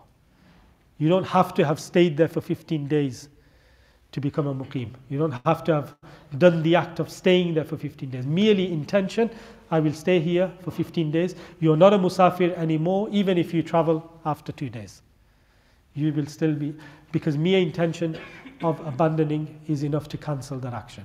Okay, so now let's look at trade goods. You have gone and purchased something, but you didn't make the intention of trade, but you purchased it. Merely action on its own occurred, that is not a trade good, it's not zakatable, because the condition of numu is not found. And numu means that it's got to be trade, for trade. But at the time of purchase, if your intention and the action of purchase both happen together, then it's become a trade good. Does that make sense? Okay. And like that, mere intention, once you've purchased without the intention of trade, no matter how many times you intend for it to become a trade good, you go and display it in the shop, because the act of purchasing with the intention of trade has not occurred, it will not become a trade good. Understood? So that's why you can have many assets in your house. You could have a library of books sitting there, but when you purchase them, you didn't have the intention of trade. But now you've made the intention of trading, you've gone and put them in the bookshelf, displayed them, they are still not trade goods, they are not zakatable. Okay? So these are the three conditions we will look at in assets when we look at whether these things are zakatable or not. So when you have a question, I have these watches, are they zakatable or not? You will see these three conditions. Does it fulfill them three or not? If it does, it's zakatable. If it doesn't, it's not. So for example, if you've got mobile phone, you've got 5 mobile phones, for example, is it zakatable or not? You will look. Have I reached the nisab? Let's say you have reached the nisab. Has a year passed on your nisab? Has one whole year passed on your nisab? Yes, it has. Is the mobile phone numu, growable? So then you will look at what do we mean by growable? And you'll refer back to what we said, what we mean by growable. Is it a currency? Is it gold, silver? Is it pounds? Is it any form of currency? No, it's not. It's a mobile phone. If it's not, then is it a trade good? I do want to sell them, but at the time of purchasing them, I did not make the intention of selling them. I had the intention of using them for different purposes. So then no, it's not qabile numu. It's not growable. Then in that case, they are not zakatable. Does that make sense? That's how we will look at these things.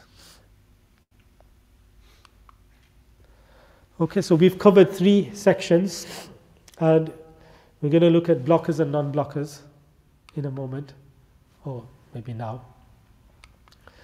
I did want to have a break, but we'll carry on because we don't have much time. Are we all okay to carry on? Sure. Okay. Just one question. Regarding trade goods, do you consider the value that you bought the goods at or the value that you're selling it? When we have to give zakat on any assets, we consider the value of those assets at that current time. Now with trade goods, there are 2 different values, or there may be several values. One is the buying price, one is the selling price, wholesale price, retail price. There's these different prices. So if you are a retailer, then you will look at the price that it will sell at in the market, not the price that you bought them at. You will have to calculate, this is how much it sells at in the market that I sell my products in. This is how much they sell. I will have to value them based on the current selling price. If you're a wholesaler, then you will look at the current wholesale selling price. Does that make sense? That's how you will have to. If someone buys and sells cars, for example, so they will not look at how much they purchase them cars for. They will have to calculate how much they will sell them cars for. So they will look at the price that they sell at, and they will base their zakat upon the price that they are unsold, or they have been put on sold for a certain price, on sale for a certain price. Okay, we're going to look at blockers and non-blockers, and by blockers what we mean is those things which will be deductible from your zakatable assets, and non-blockers are those things which will not be deductible.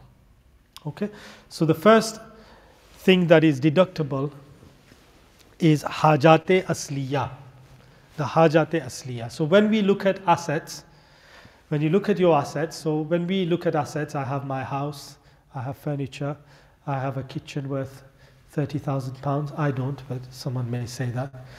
I have furniture worth so much. These are all these assets you have. Do I give zakat on all of them? So it says here that hajate asliya, initial needs. Assets that are zakatable must be in excess of initial needs. All these things which are in your house, from furniture, kitchens, etc., these are initial needs. They are not zakatable, and when we look at zakatable assets, we will look at that which is in excess of all of that. So you don't have to pay zakat on your £30,000 worth kitchen or £100,000 worth kitchen, or your furniture, or your wardrobes, or your beds, etc. They are not zakatable, you don't have to give zakat on them. They are from amongst your hajate asliya. What are they? It says initial needs are those assets which man requires in life. Okay, humans require in their life. These are houses to live in, so a person may have one or more houses. Even if you have a holiday home which you are using, it's part of your hajat asliya. If you have 3 cars in your house, and you are using all 3 of them on different occasions, and they are there for use, they are not zakatable. If you have 4 cars, one of them is left there and you don't use it, you don't have the intention of using it. Is it zakatable? Is that 4th car zakatable? What you will do is you will go back to the conditions and you will look. Is it qabile numu? And when we say numu, is it a currency? No, it's not. Is it a trade good? Did you purchase it with the intention of trade? No. So then it's not zakatable. So even though you've got 4 cars, you are only using 3 of them, that 4th one is not hajat asliya. At the same time, it's not zakatable. Okay? And the reason why it's important to know that is because later on when we look at who can take zakat,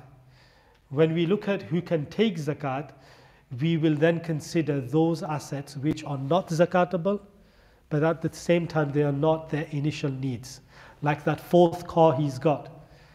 That will prevent him from becoming a poor person, from a faqir. Because he has that which is not from his initial needs, he will be advised to sell that and get money and not take zakat. He can't take zakat because he has assets apart from his initial needs, although they are not zakatable. Okay? It says here that cars and they are initial needs,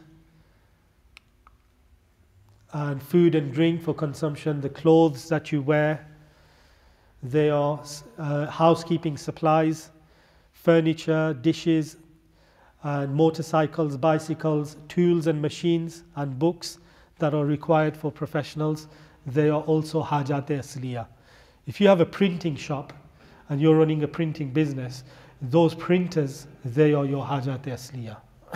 Okay, they are considered your necessities. They are not zakatable. Asbab are the means of your trade, machinery and equipment of trade or profession. They are also classed as your initial needs.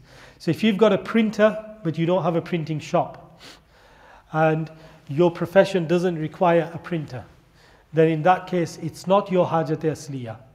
But at the same time it's not zakatable because it's not a trade good. Okay, but it's not hajat asliya.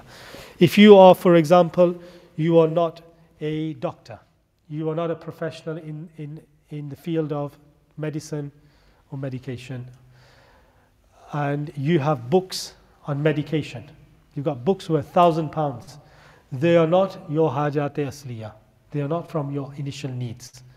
But at the same time, they are not zakatable because they are not currency, they are not gold, silver, they are not trade goods. Okay, so they are not hajat asliya. At the same time, they are not zakatable. But in the case you had not got anything else and you were poor, and someone asked, are you eligible to take zakat? He says, I fulfill all the conditions to be able to take zakat. However, apart from my hajat asliya, I've got these books worth £1,000. They are not my initial need. He cannot take zakat. Understood? Okay. So machinery and tools, they are not zakatable. They are your means of. So there is malut tijara and there is asbabut tijara. Okay, so the amwalut tijara, they are zakatable. The asbab of tijara, they are not zakatable. So if you've got things that you are cleaning your cars with, sprays, you don't have to calculate their value and give zakat on them. But if you have, we'll come to that. Islamic books are an initial need for the ulama, and similarly medical books for a medical doctor. They will be considered as initial needs, hajat asliya. For a tradesman, any item, a part of which leaves an effect on his merchandise that will go with his customer, is not from initial needs, such as the ink for printing and dye for color and mats in cars and bottles for perfume. So I'll explain that if someone is running a printing shop, they don't have to give zakat on the printers that they have in their printing shop. However, the ink that they have, if they've got thousands of pounds worth of ink sitting in their printing shop, because the ink leaves with the merchandise, the ink is zakatable. They will have to calculate the value of the ink and give zakat on that as well. And like that, a person who buys and sells cars, if he's got spare tires and he's got mats for the car, that his intention is that when I get cars, I need to put them in the cars and sell them on. They will also be zakatable. He will have to calculate the value of the tires and the value of the mats, etc. And all of that is zakatable upon that individual. Because these are those tools or those things which will go with the merchandise, with the seller.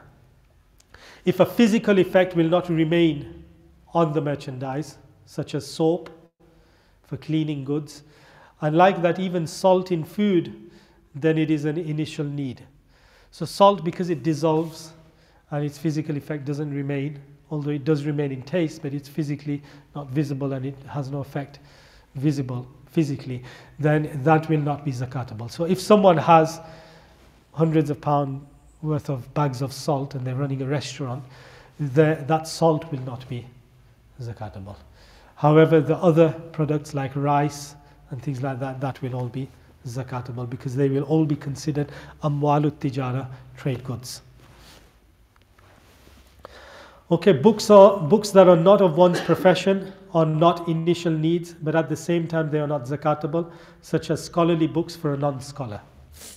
Okay, so if there's a person who is not an alim of the deen, but they have got thousands of pounds worth of books, they have lots of books, or maybe a person who doesn't know the Arabic language, but they've got all the Arabic books of fiqh and tafsir, etc. They are not hajat asliya for that individual. But at the same time, they are not zakatable. They don't have to give zakat on those books. People do have a misconception where people do think that, oh, I have to pay zakat on them because I'm not a scholar and I have all these books. They are not zakatable. Why? Because they're not trade goods. They are not gold, silver. They are not a currency. They were not purchased with the intention of selling on. So they are not zakatable. However, if this person loses all their assets, they become poor, but they do have these books which are worth thousands of pounds, they cannot take zakat. That person is not a beneficiary of zakat because the person has, apart from his hajat asliya, assets that are worth more than the nisab. So then he would be advised that you need to get rid of your poverty and fulfill your needs by selling these books. Okay, like that, I've added this as an interesting rule, that a Quran is an initial need for a person who is not a hafiz. So if you have a Quran which may be of huge value and you are adding the value of all the assets, a Quran Sharif is an initial need for a believer, for a Muslim. However, if someone is a hafiz of the Quran, it's not an initial need for that individual because he has the Quran. He doesn't need the book form. It's not an initial need. So he will add that in when he values his assets, not for zakat purposes because it's not zakatable, but when they look at whether he's a beneficiary of zakat or not, then what we do is he eligible to take zakat? We will look at his assets apart from hajat-e asliya, initial needs. Does he have any assets? And if they are of the value of nisab, then he can't take zakat. So a hafiz sahib may have a Quran Sharif worth, let's say, £30. And he's poor, zakat is not fard upon him. Apart from his hajat-e asliya, he has assets that are worth about £330. That Quran will take the value of his assets apart from hajat-e asliya above the threshold of the nisab of silver. Then he can't take zakat anymore. Does that make sense? That's the reason why it's important to understand that some things may not be from the initial needs, yet they will still not be zakatable. Okay, so debt, one of the blockers. So hajat-e asliya, they are blockers, yani they will not be zakatable. Debt is a blocker, which means that all your assets that are zakatable or non-zakatable, they must be free from debt. Okay, whether they are zakatable or non-zakatable.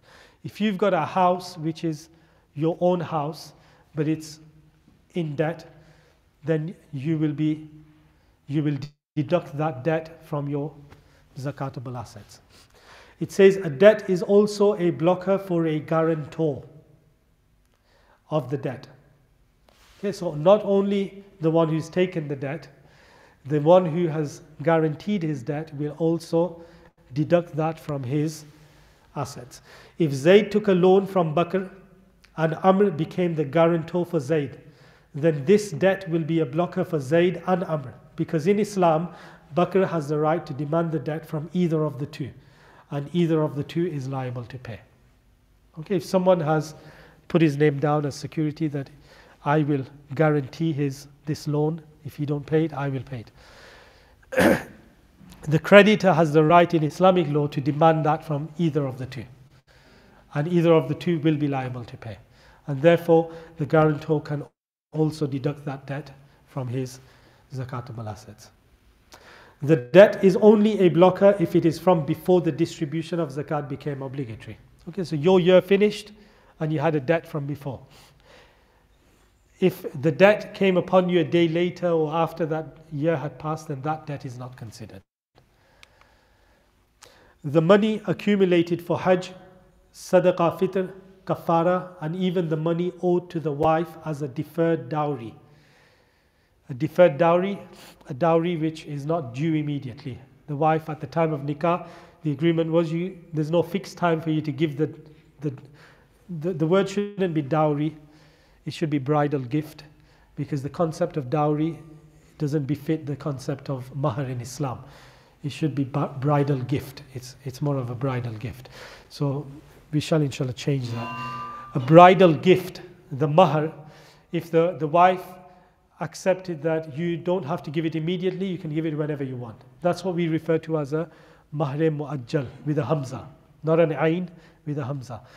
And that is a deferred dowry, and you may give it whenever you want. So that is known as a dayn da'if, a weak debt. In Islam there's three types of debts: dayn qawi, mutawassit, and da'if. A weak debt. The only weak debt considered in the Hanafi madhab is the deferred dowry. Other than that, all of the debts in Islamic law are either dayn qawi or dayn mutawassit. Okay, like in our country that we live in, when you have a mortgage, you are secured by the contracts that you have signed that the creditor will not demand the whole payment from you whenever they want. They can only demand a fixed amount every month, fixed amount every year, because that's the contract that you've signed with them. But in Islamic law, there is no debt that is da'if like that, weak like that. Every debt is either qawi or mutawassit. Yani the creditor has the right to demand all of it whenever he wants. That's the right Islam gives to that individual, even though he agreed with you that I will not demand it from you until after 3 years. He may still demand it from you. And that's why in the Hanafi madhab, the whole debt will be deducted from your zakatable assets. However, I have mentioned here that mortgages and student loans are classed as debts by some scholars and not by some scholars. It is safe to only class the amount immediately due as a blocker and that which is not due as a non-blocker. Although the initial Hanafi madhab says that your mortgage, your student debt loan will be deducted, many of the scholars in the UK, what they advise is that only deduct that which is immediately owed by you. If it's not immediately owed by you and you don't have to pay it until next month or the month after that, then don't deduct that. And that's a form of best practice because it's most beneficial for the poor. Because if we were all to be deducting our mortgages and our student loans, then many of us may not pay zakat. Not only many of us, majority of the big businessmen, they don't do business on their own money. They're all doing business on debt. And none of them would be paying zakat. And that's why it's best practice to only deduct that from your debt, your long-term debts, your fixed-term debts, only that which is due at the time of your distribution of zakat, when you've got to distribute zakat. Does everybody understand that? Okay. I'm going to move on. Any current liabilities and dues are blockers just as debts, such as bills and payments. Any bills that are due now, when your year has ended, when you've got to discharge your zakat, any bills and payments that are due at this time, any payments that you've got to make for any work that you've had carried out, any work that is due, the payment is due now, not going to be due next month, or I'm paying in advance. What's due now, that will be deducted. It's a blocker. Future liabilities and anticipated liabilities are not blockers. You can't deduct future payments. If you're paying your bills in advance, you will not deduct those. You will have to take them into account. That will be zakatable. The rule regarding zakat in the presence of blockers. So when you've got all these blockers, liabilities, debts, hajat asliya, what does that mean? It means is that the net worth of the benefactor's assets is zakatable. The net worth of the benefactor's assets is zakatable. What does that mean? This means the excess of zakatable assets over the blockers. So you will look at the blockers, you will look at the zakatable assets, you will deduct the blockers from the zakatable assets, then look at what you have left over.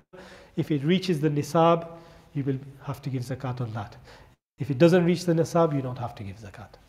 Simple as that. And for understanding, I've given you two, I've put these two lists together in 2021. But these are zakatable and non-zakatable assets. Okay, so currencies are zakatable, trade goods zakatable, livestock zakatable, paper, card, ink, etc. at a printing company. Okay, the paper goes with the purchaser, card, ink, etc. of a printing company. For the owner of that company, he has to calculate how much the value of paper he has, how much ink he has, how much card he has to pay zakat on all of that. Bonds, the equivalent value will have to be calculated, you will have to give zakat on that, because bonds will be considered as currency. Safety stock.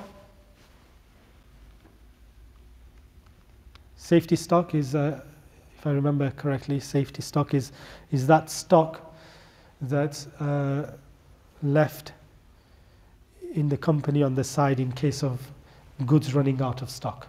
So they've got that safety stock there to put in. That is also trade goods, they have to give zakat on that. Although actively it's not up for sale now, it's put on the side. But because it's a trade good, when it was purchased with the intention of selling and of trading, it will be zakatable. Bitcoin, its value in currency will be zakatable, and it will only be zakatable once you've withdrawn your money, your funds, by selling the Bitcoin and withdrawing your funds. When you've withdrawn your funds, those funds will be zakatable. Same with shares. Okay, so I'm not saying Bitcoin and shares is permissible. I understand that many scholars have said it's permissible, but in Islamic law there has to be a physical external existence of the asset for it to be tradable in Islamic law. There was a seminar in Bareilly Sharif, and they unanimously agreed that Bitcoin is not considered mal in Islamic law. However, they did mention that it may do if it spreads widely and it becomes a custom, and it's a customary need for the people, then yes, it may majazan, urfan, according to urf, become mal. However, your yield from it, or your funds that you receive from it, that will be zakatable. Same with shares. Okay, horses, donkeys and mules, they are zakatable. I've put that in that list. When are they zakatable? Can anyone tell me when they are zakatable? That's right. If you have purchased horses, donkeys, mules with the intention of selling them on, then they are trade goods, therefore they are zakatable. It's also mentioned on the other side, horses, donkeys and mules. I've mentioned it. It's not zakatable. And it's not zakatable if they're just there for any other reason than trade. Deposit that you've deposited for example, you've taken a house on rent and you've paid a deposit which is equivalent to 5 months of rent in advance. You pay a deposit and you expect to receive that deposit back at the end of your contract. You're leaving, you don't need it on rent anymore. That deposit is yours, you own that deposit. That money is yours, you have to pay zakat on that money. However, you will pay it when you receive it back. You may pay it whilst you don't have it in your possession, you may pay it then as well. Company finances, in Islamic law, there is no such thing as I don't own them finances. You're the owner of the company, them company finances are in your ownership. If there are certain partners, then each partner will have to work out how much of the company finances is in their share, and they will have to give zakat on them finances. People think that their company finances, I don't own them, I don't have to pay zakat on them. That's not true. You or your partners own specific shares of them. You have to work out what your share is. You are liable to pay zakat on that. Life insurance, specific types from amongst them are zakatable, and those are those which are in your ownership. Like, I don't know if the government runs them schemes anymore, but there used to be a Britannic insurance where people used to give their money in insurance. The government used to run the scheme, and they used to accumulate that wealth and give it all back whenever the person demanded. So it was simply saving money. That's all it was. If it's that type of, then yes, it is zakatable. You have to give zakat on it because you own it. Unlike that, loss reserves. Loss reserves, generally it's insurance companies that have loss reserves in case they have to make an insurance payout. They have loss reserves. They have finances there in case of them having to make a payout. They have to use that to pay out. So loss reserves, if there is a Muslim who owns a company that has loss reserves, it is zakatable. They have to give zakat on that.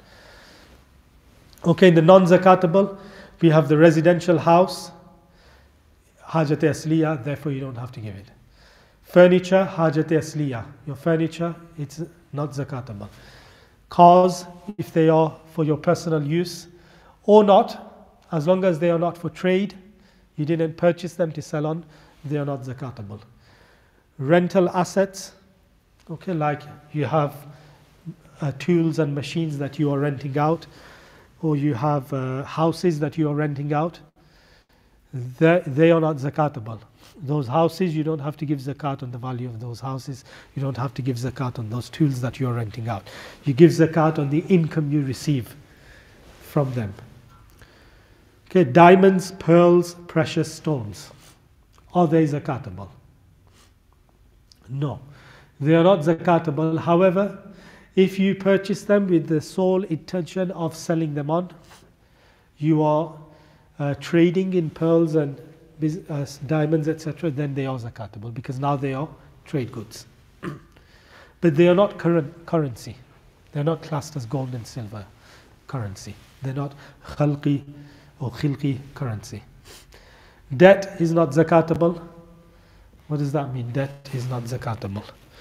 If you are in debt, or you have, what I mean here by debt is the money that you have received.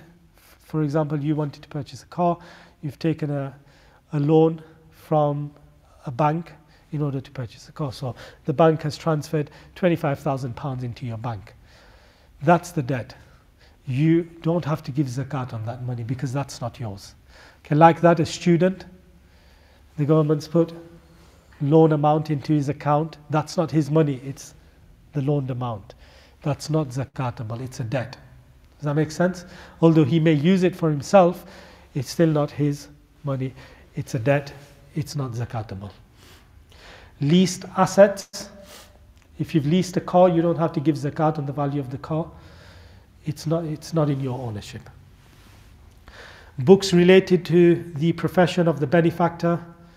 Books not related to the profession of the benefactor. Neither of them are zakatable. Okay? Whether they are or they're not zakatable, as long as they are not purchased with the intention of trading. Okay, I'm going to let you lot have a look at the rest. And if there is any that you want to ask about, then you can ask. So if you can see the rest of them. Okay, if you don't understand why one of them is in non-zakatable, then ask now. Regarding pension, someone asked why is it zakatable if you can't access it? Yeah, so with pension, the rule is that the nafs wujub, because it's in your ownership, you own it, the nafs wujub is established. You have the right to ask for that money whenever you want. You can call the company and say, I want to cancel my pension, please pay it back to me. And they will transfer whatever is yours or whatever you paid. They may cancel the benefit that they provided, the percentage that they added on, because you were putting it in a pension fund. But you will receive back what you owned, and therefore that will be zakatable. Yeah, but the law of this land is, if you're in a pension, like people who are out to work after, so I think it's 20 or 22, you have to be in a pension scheme. So you have no control over that. You can't take it out till you're 55. That's the earliest you could have that money. There is no law that obliges you to have a pension. Oh no, there's no law to oblige. It is your own, it is your choice. So what you're saying, Islamically, you should have a pension? No, I'm not saying that. I'm saying it's zakatable. All right, that's fine. So what we're saying is that because you are the owner of it, you have to pay zakat. But it only becomes wajib for you to give the zakat is when you receive it. And with money that is like this, it's like the money that you have loaned out. When you receive bits of it, it's not zakatable. Bits of them are not zakatable. Unless you receive 1/5 of the whole loan, then it becomes zakatable. So if, for example, somebody takes their pension that they've paid into, all of it out, then if they've received all of it, then they will have to give zakat on all of it. If they've received half of it and it's all the other conditions of zakat are fulfilled, they will have to give zakat on that. And they will have to backdate it. And because they have to backdate it for all them years, it's best practice to just work out every year how much they have in their pension, even if that means you make a phone call to the HR department at your workplace or the company that's handling your pension and ask them, how much of my pension have I accumulated? What's the percentage that the company's given as benefit? What's my share that I have put in? Then they should give zakat on that every year. So, a question regarding pension. Private pension, you put money into it and your employer equals that, so it doubles your pension, what you're putting in. So do we have to pay zakat on what they put in as well? Yeah, so that's what I mentioned now. That if you were to take out your zakat and you phone them and say, I want to cancel my pension, give it all back to me. They will only give you back what you've paid. No, at the end of the they will cancel their benefit, because their benefit, their percentage that they add will only be given back to you if you continue with that pension and take it out when the company allows you to. So what you will receive back is what you have to give zakat on at that time, at the end of your year. Okay, any other points in there? The wedding dress, a lot of women ask that. Have a wedding dress worth, £15,000 or £40,000 worth wedding dress. Don't use it and don't have any intention to use it. My child's not going to use it. It's not zakatable. Okay, but if there is no intention of wearing it, no intention of their children wearing it, then it's not hajat asliya as well. So in the case of becoming poor, you won't be able to take zakat because you'll have to sell that. But it's not zakatable because it's not a trade good. At the time of purchasing, even if you intended, I'm going to wear it, but then sell it on.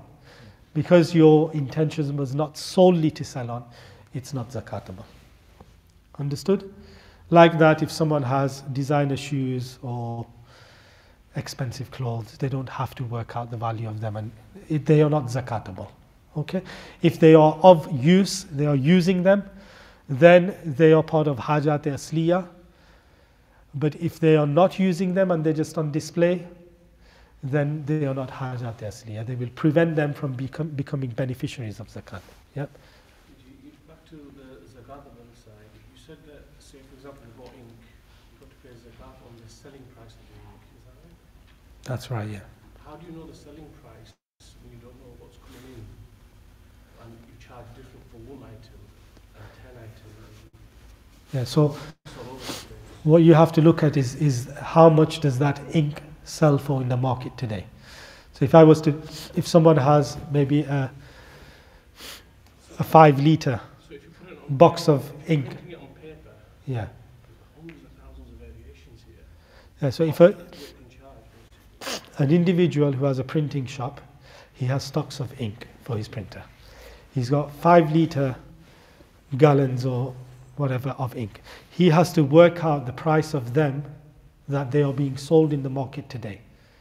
And he has to add the amount and he has to pay zakat on it's that. not the price that once it goes onto the product. It's the price No. as The product will be valued as how much the product is sold for. so like an ink cartridge. So are we charging it on the product? Or So if, for example, someone's making frames and he's got ink on there, so that is a product which he will look at how much does this product sell for in the market. That's the price he has to give zakat on. His tools and machinery and stocks that he has, which are the means of his trade, from amongst them, those certain things like paper, ink, they will be zakatable. So he will calculate how much paper stock he's got, how much ink stock he's got. He will have to work out the value and give zakat on that. Does that? sort of. And it's just that you don't know what's going to come in 2 months' time or 3 months' time as an order. That same ink you charge for one, you charge less for. And if the person places No, that's not considered in Islamic law. What you're going to sell it for. What we consider is what you have now and how much it's sold. These ink containers are sold for in the market at this time. Okay? I may have purchased this for £4 for this specific 5-litre of ink. And in the market, if I was to go and purchase this now, it'll be £5 now. You don't look at the added value, you just look at I will now have to calculate £5. I may use this on my merchandise, which will then bring me back thousands of pounds. That's not what I consider. I consider how much that ink is. Okay? Okay, haram assets. There is no zakat on haram assets. The hukum is that it is obligatory upon you to return them to their rightful owner. And if there is no rightful owner, distribute it to the poor. Okay? You distribute it to the poor with the intention that the poor person is doing you a favor by taking this burden of haram off you. If you are giving it to the poor with the intention of reward, that is, some of the ulama have said it is kufr. To expect reward from Allah by giving haram in the path of Allah. So if you have haram, May Allah protect us, may Allah forgive us. Our duty is to return it back to the rightful owner. You have to exhaust yourself in finding the rightful owner. If you have failed, then you give it, distribute it to the poor with the intention of forgiveness from Allah. And then you seek forgiveness from Allah. That's the hukum of haram assets. People who do fraud and things like that, they should take heed of that. We're not taking any more questions on that. Moving on to beneficiary. Who can we give zakat to? Beneficiary is the one who is eligible to take zakat. So this is the verse of the Quran I highlighted at the beginning, which mentions 8 different types of people that can take zakat. Okay, and we're going to look at that in detail now. Okay, Surah Tawbah, verse number 60. Okay. So these are the beneficiaries mentioned in the Quran, and we're going to look at them individually, very briefly, inshallah. Okay, you all had a good look at that. Faqir is the first one. Fuqara and Masakeen are the first ones mentioned, and that is an indication in the Quran that they are the most rightful beneficiaries, because Allah has brought them at the beginning. The Fuqara and the Masakeen, they are the ones we should look towards first. Who is a Faqir? According to the Hanafi madhab, many of the Fuqaha Kiram, they don't differentiate between Faqir and Miskin. Some of them the other way around. But our Hanafi madhab says that a Faqir is someone whose net worth of assets, apart from the initial needs, do not reach the nisab. Okay? So he will look at all of his assets, excluding the net worth. Okay, excluding the net worth. Look at all his deductible things. He will deduct debts and things like that, or liabilities. That's why I've written net worth. And then he will see if his assets reach the nisab or not. We're not going to consider zakatable or non-zakatable. Okay, whether it's non-zakatable, he's got assets which reach the nisab, he's not a faqir anymore. So a faqir is someone whose assets will not reach nisab, whether they are zakatable or not zakatable. Okay, so look at that again. A faqir is someone whose net worth of assets, and that's after all his liabilities have been deducted, his net worth of assets, apart from the initial needs, do not reach the nisab. So he doesn't have any assets apart from his hajat asliya that will be equivalent in value to about £350. If he doesn't have that, then he's a faqir, he can take zakat. Okay? If there is a lady who only has gold, she doesn't have no other asset, no money, no currency, only gold, nothing else, and her gold doesn't reach the nisab of gold, it's only worth £1,000. So in that case, she will not be a beneficiary of zakat. Okay? Because her net worth will reach nisab of silver. Okay? The net worth refers to the excess of zakatable and non-zakatable assets, apart from the initial needs, overall blockers. If an alim is poor, then it is more virtuous to give to him than to a non-alim of the deen. Like that, a hafiz of the deen. Like that, those who are working for the i'la of the kalima of Allah, they are more rightful. It is impermissible for the poor to beg, because someone who has food and clothing is not permitted to beg. A faqir is not permitted to beg. It is not permissible for a faqir to go and ask people for money and wealth and beg. The miskin is the second individual mentioned in the Quran, and the miskin is that individual who has nothing, up to the extent that he is dependent on begging for clothing and food as well. Even for clothing and for food, he is dependent. He has to beg for that as well. And a miskin is someone who is permitted to beg. It is permissible for a miskin to beg. Okay, if you don't know whether this person is a miskin or not and is begging, just give to him. Assume good. Look at all the information available. And when someone asks, give to them, if you have. Don't look for excuses to give. and try not to turn someone away. Try not to turn a beggar away. It is not the way of Rasulullah sallallahu alaihi wasallam and the Prophet Muhammad sallallahu alaihi wasallam. We should always try and give, and we should always assume good. If you have no reason to believe that this person is ill, he will use the money in an ill manner or an evil manner, you should give. Assume good, you will be rewarded for your intention. Anywhere where you go, whether you go to Pakistan, India, you know that there's beggars everywhere. If they are asking, give to them. Give when you can, as long as you have no reason to believe that your money will cause more harm. Then in that case, yes, you have reason to believe not to give it. And that they are Muslim and they are of the Sahihul Aqidah. Otherwise, you should not be giving to them. Unless there's a specific reason. The collector, the amilin have been mentioned in the Quran, that they can take zakat. Who are the amilin? The amilin, the collector, is the person, organization or company appointed by the Muslim government to take zakat, to collect the zakat. What happens is in the time of Rasulullah sallallahu alaihi wasallam, he sallallahu alaihi wasallam had the right to appoint specific individuals to go around and collect zakat from the Muslim lands. And he sallallahu alaihi wasallam had the right to give a percentage or a part of what they had collected to them. Okay, he sallallahu alaihi wasallam had the right to give that. And like that, the Hakim of Islam, the ruler of Islam, the Muslim government, in niyabat of the Prophet Muhammad sallallahu alaihi wasallam, in representation of the Prophet sallallahu alaihi wasallam, has the right to do that as well. And the Muslim ruler or government is not permitted to give the collector more than half of that which has been collected by him or her. Understood? It's important I mention here that there is no Muslim government that is eligible for this concept. Okay? That can rightfully be regarded by us as a Hakim of Islam representing the Prophet Muhammad sallallahu alaihi wasallam. Not in my knowledge. There may be, Allah knows best.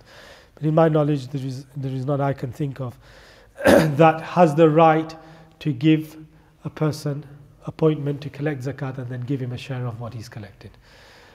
The Imams of the Masajid, the Ulama Kiram, the scholars, the Muftis, the charity owners who collect zakat, they are not appointed by the Hakim Islam.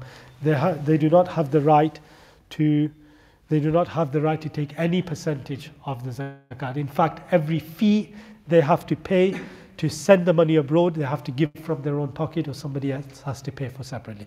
That can't be taken from zakat. Any traveling costs can't be taken from zakat. Every penny has to reach the beneficiary. Understood? Okay, so if you know of a person, there is a fatwa, a seminar happened in the subcontinent where the Muftiyan Kiram of that place, they agreed that the ulama and the imams of the masajid, they are as substitutes of the amilin of zakat, and therefore they can take up to 50% of what they have collected. Al-ayazu billah, may Allah protect us from that. And these are not from any other sect, these are from our own Sunni Sahih Aqidah sect. So be careful where you give your zakat. If you know of someone that follows that fatwa, don't give your zakat there. They are pocketing up to 50%, it's not right. This is the right of the poor and the destitute and those whom Allah has fixed. Don't give your zakat to those type of people. Give it to where you know that every penny of it will go to zakat. Majority of the charities registered in the UK, you can see what they take in and what they use for administration, etc. on the Charity Commission's website. And you will have seen many of these big charities. If you pay £100 to that charity, I think about 80 pence of that goes to charity and £9.20 goes in costs. And some of you will have seen that. I have seen that myself with many of the charities. Not all of them, but many of these charities, that's the case. This is the amount of charity they've received. This is the amount that has been spent in costs and administration, etc. And then this is the amount that has actually reached. And toba, toba. When you see some of these figures, it is shameful. But zakat in that manner cannot be used. Voluntary sadaqah, can be used as long as the benefactor, the one giving it, gives you permission that use it for however you want. Because it's nafl sadaqah, it can be given to a person traveling costs, it can be given to feeding Muslims. All of these are good deeds. Nafl sadaqah can be used for all of that. But if it's wajib sadaqah or fard sadaqah or voluntary sadaqah that the benefactor has given for a specific cause, then all of that can't be used for other than their specific causes. Non-Muslims, Allah has specifically mentioned the mu'allafatul qulub in the Quran, that they can be given zakat. And this refers to specific non-Muslims in the time of the Messenger of Allah sallallahu ta'ala alaihi wasallam, whose hearts were to be inclined towards Islam. Ta'liful qalb is to turn their hearts towards Islam, to soften their hearts and bring them towards Islam. And in the Khilafah of Sayyidina Abu Bakr Siddiq radiallahu ta'ala an, an agreement of the Sahaba Kiram stated that the non-Muslims are no longer beneficiaries of zakat. The ijma' qat'i can be a nasikh of the verse of the Quran. Okay, so that is mansukh. Yani ta'lif qalb, you can't give zakat money to non-Muslims anymore. Okay, so if you do know of a charity that does, don't give your zakat there. You may give voluntary sadaqah to non-Muslims in order to turn their hearts towards Islam, soften their hearts, even if it's to prevent their tongues from speaking against Islam. Give to them. You give to this individual today, tomorrow when Islam is being blasphemed, he will say, wait a second, don't say that. These people give. They give charity. So there's an example in Leeds, one of, I think he was a Chaudhry, who distributed samosas and pakoras and all this food to the non-Muslims when they were there to protest against the Muslims. And the Muslims were protesting and they were protesting against the Muslims. He himself came out and distributed this food amongst the non-Muslims. And then when the protest began and the Muslim leader was giving his talk, nobody was listening. He stood up on the stage. And as soon as he stood up, everyone went silent. All the non-Muslims as well. Because they remembered he's the one who just fed us samosas and pakoras. So it makes a difference. So if there is that benefit for the Muslims, then for that reason, even to give to a harbi is permissible. Even to give to a harbi non-Muslim, it is permissible if there is benefit for Muslims, if it will prevent harm from them or turn their hearts towards Islam. Okay, but zakat and wajib sadaqat is not to be given to non-Muslims. Mukatab slave, a mukatab slave is a specific type of slave who has a contract of manumission with his master. His master said that go and earn this much money, make this payment to me, and you are freed. So when he makes that payment, he is freed. So this is an agreement for purchasing freedom between the slave and the master. So wafir riqab refers to the mukatab slave only. So a mukatab slave, he can be given zakat to purchase his freedom, which is not really relevant to us. Gharim is the debtor. The debtor, this is a person who is in debt. If you know someone that is in debt and their net worth is in minuses or below the nisab, then they can take zakat.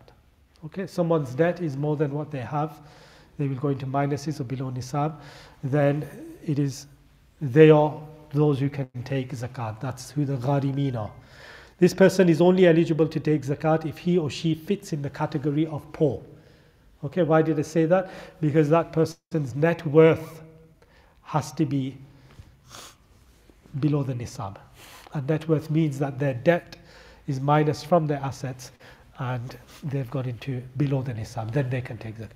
However, someone has a debt of 100k but they've got 300k sitting in their bank, he doesn't fit into gharibin because he's a debtor. He's a debtor. Let's give him zakat. No, his net worth is far beyond. So he has to be poor if you minus his debt. And that's important because many people in the UK will fall under that. And we tend to send our zakat overseas a lot. We should first look around. There's people who are in debt. There's people who are living off their overdrafts, especially students. I know because I've been through that life. I've lived in that life where I lived through my overdraft. I was always in overdraft. So there are many in the UK that are like that. Unfortunately, our people, don't even look towards them. Don't even think that they are eligible beneficiaries of zakat. They are, and we should be setting up charities in which, with confidence, we could privately give them that space to come and inform people that I am in this situation, I'm eligible to take zakat. And we should have a system where we are providing zakat to our youth and people in the UK. It's very important, it should happen. May Allah give us the tawfiq to get that done very soon. In the path of Allah, this refers to people who want to go and join fighting in the path of Allah, jihad fi sabilillah. They can't afford it, they can take zakat. Someone who wants to become an alim of the deen, a hafiz of the deen, study the deen, but they can't afford to do themselves, then they can take zakat. They can in fact ask for zakat. They can question people for zakat. Give me your zakat. A person who wants to become an alim, a student of the deen, is also permitted to ask for zakat if he or she has freed themselves for this sole purpose. Okay, so that's their sole purpose, is to study the deen. Okay, I'm going to move on. These individuals may be capable of earning, but they want to free themselves for this purpose, and they do not have the funds required to do so. Okay, so they will be eligible beneficiaries of zakat. And like that, a person wants to go to Hajj, he's not been on Hajj, but can't afford to do so, that person can also take zakat so that he can go and do his Hajj. Okay, and we all know that zakat, Hajj costs around 10k per person nowadays, roughly. If you're going from the UK, there may be many people who have not done Hajj and they may want to go for Hajj, they will be eligible to take zakat if that is the case. We don't realize that there are many people in the UK who are eligible to take zakat. I think if you were to look at the percentage of people, because we are a small country and the population is less, if you were to look at the percentage, I think you'd find a higher percentage of people eligible to take zakat in the UK than in the subcontinent. I really think that if you were to look at the percentage based on the population. Anyhow, a traveller, Ibn Sabil, mentioned in the Quran, who is a traveller that can take zakat? This is an individual who is a traveller. He is travelling and he has finished all his money or lost his money, and he has got nothing left with him at that time, and he has no access to his money. He may be a multi-millionaire at home, but he's stranded somewhere where he has no access to his money, which today would be very rarely possible, because nowadays it's become a global village and you've got your bank cards, phones, etc. You've got access to your money wherever you are.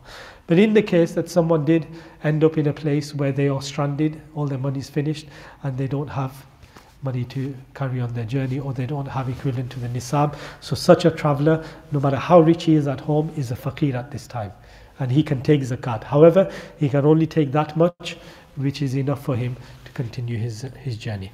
Like that, someone who has given a loan out to someone and they can't get it back, even though the person's asked for it, that can I have my money back, but the person's not paying it back, and all the other assets are finished, then that person has now become a poor person. Okay, he can take zakat. However, it is better for that individual to take a loan from someone else and pay back when he receives his money back. Who cannot be a beneficiary? Usul of the benefactor. The benefactor, the one giving zakat. So if you are giving your zakat, your usul, and number two, your furu' cannot be beneficiaries of your zakat. Okay? Your son, your daughter, your son's son, your son's daughter, your granddaughter, grandson, they all cannot take zakat. Understood? Your zakat. They can take someone else's. They can take your brother's zakat, but they can't take your zakat. Understood? They can take your sister's zakat, but they can't take yours. They are your furu', your offspring. And like that, your usul is your origin. Your mother, father, grandmother, grandfather, depend either side they're from. They are your usul. They can't take your zakat. Neither can they your brothers, because they are the same usul of your brothers, if they are. Okay, we all understood that? Siblings can take zakat. You can give your zakat to your brother. You can give your zakat to your sister. In fact, it is better to look at your siblings before you look anywhere else. They are the most closest eligible. Then you should look at their children and so on. Bani Hashim, the children of our Sadat, Sayyiduna Ali, Sayyiduna Ja'far, Sayyiduna Aqil, radiyallahu anhum, all of their children, they are Banu Hashim, they cannot take zakat. And the reason why they can't take zakat is because of their superiority, their quality, and the fact that zakat is filth of the wealth of people, which is not befitting the purity of these great people of the Banu Hashim. Like that, the children of Sayyiduna Abbas and Sayyiduna Harith radiallahu anhuma. Yani these are all those who accepted Islam from the family of the Prophet Muhammad sallallahu alaihi wasallam. All their children are included in the Banu Hashim, and they are not beneficiaries of zakat because they are too good to take the filth of the people. There is a hadith which was there in the slide, but we didn't go through, where Sayyiduna Imam Hassan radiallahu ta'ala, when he was a child, when he would crawl, there was a pile of dates on the side, and he radiallahu ta'ala, and may Allah elevate his status and shower his blessings upon us, and he probably did this just to teach us that he went and he grabbed the date and put one in his mouth, and these dates were of zakat. The Prophet Muhammad sallallahu alaihi wasallam immediately stood up and rushed to him and said to him, "Takh, takh," which means remove it from your mouth, spit it out, spit it out. And in one narration it says he placed his blessed finger into his throat and removed the date. And then he said that, "O Hassan, these sadaqat is zakat, and they are the filth of the wealth of the people. They do not befit the Ahl Bayt of Rasulullah sallallahu alaihi wasallam, because we are pure and that is filth." Okay, so they do not, zakat filth is not befitting them. The spouse of the benefactor, the husband and wife, cannot be the beneficiaries of each other. Okay, like the furu and usul and furu, a husband can't give his zakat to his wife, a wife can't give her zakat to the husband. Like that, non-Muslims, we've talked about this, non-Muslims we cannot give zakat to them, we can give voluntary zakat to them. A nabalik child cannot be a beneficiary of zakat, because someone who is nabalik in Islamic law, they don't have the ability to take ownership, qabda. They can't take control because they don't have the bulugh, aql, etc. Like that, ghair aqil. They can't become owners. Their guardians can take ownership on their behalf. Okay, so they can be given zakat, but the guardian will have to take the ownership, it will be valid. A ghani person, a wealthy person, cannot take zakat. Who is a ghani? Anyone who is not a faqir is a ghani. You can't give zakat, it will not be valid if you give it to a ghani. Okay, there's some more rules. All the beneficiaries, apart from the collector, must be a faqir to be eligible to accept zakat. Okay, so the student of the deen, the traveler, at that time they've got to be faqir. All the beneficiaries must be Muslim in Aqidah and Amal, and not just merely nominal Muslims or from the misguided sects. You must not be giving your zakat to a Qadiani. You must not be giving your zakat to a Wahhabi, Salafi, etc. You should be giving your zakat to Sunni Sahih Aqidah Muslims. If the misguidance of an individual has reached kufr, the zakat will not be valid. Understood? If the misguidance of an individual has not reached kufr, but the person has fallen out of the Ahlus Sunnah wal Jama'ah, the zakat will be valid, but you will be sinful for giving your zakat to an individual like that. Okay, we finished most of the important topics. We have one last topic, which is distribution, and very briefly, we'll quickly look at it. In distribution, there are two conditions. There is tamlik and intention. Tamlik means a transfer of ownership has to have taken place, and at the time of transfer, intention has to be there. Okay? When zakat is distributed to the eligible beneficiaries, a transfer of ownership in assets must have occurred. Okay, so to build a well with zakat money and give people the permission to use the water, there's no transfer of ownership. zakat is invalid. You can't build a well and give it to the poor. Unless you give the well in the ownership of a poor person and say you are the owner of this well, and he may stop whoever he wants from using that well, then it can be. Otherwise, just use of it is not enough. Mere permission, ibaha, to use something is not sufficient, such as feeding the poor. If you cook langar and invite all the poor people and use the zakat money to cook the langar and say, Aao, khao, pio, or phir jao, come eat, drink and leave. Zakat will not be valid. Because you've not transferred ownership of the food, you've just made it permissible for them to consume. Okay? Should we stop here? After Asr, inshallah, we'll have maybe another 20 minutes or something. We'll go through this and take some questions if there is, and finish after that, inshallah. Jazakumullahu khairah.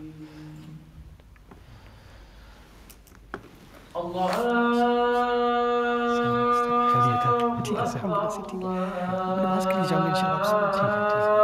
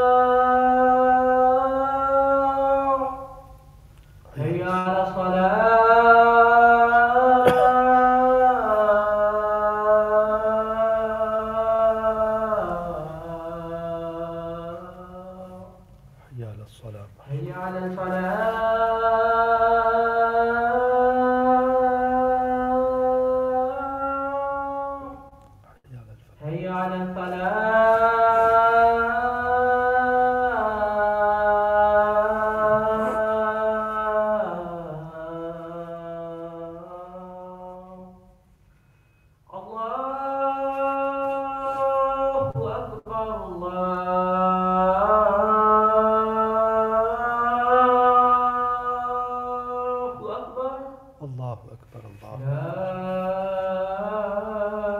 إله إلا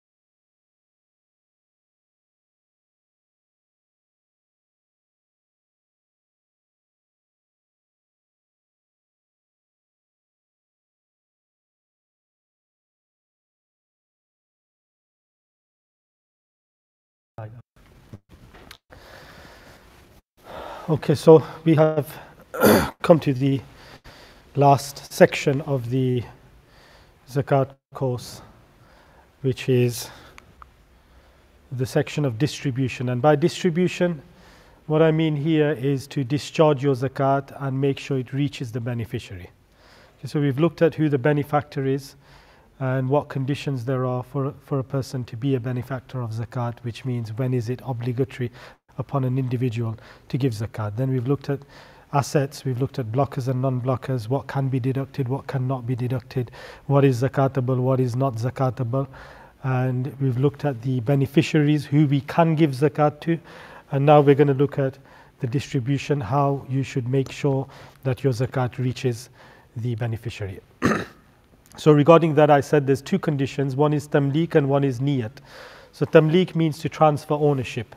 There has to be a transfer of ownership, and when we say ownership, we mean complete ownership. Yani what we talked about in the beginning, complete ownership is to own it and to have access and control, qabda, over the mal. So like that, in distribution of zakat, tamlik has to have occurred, and with that there must be intention.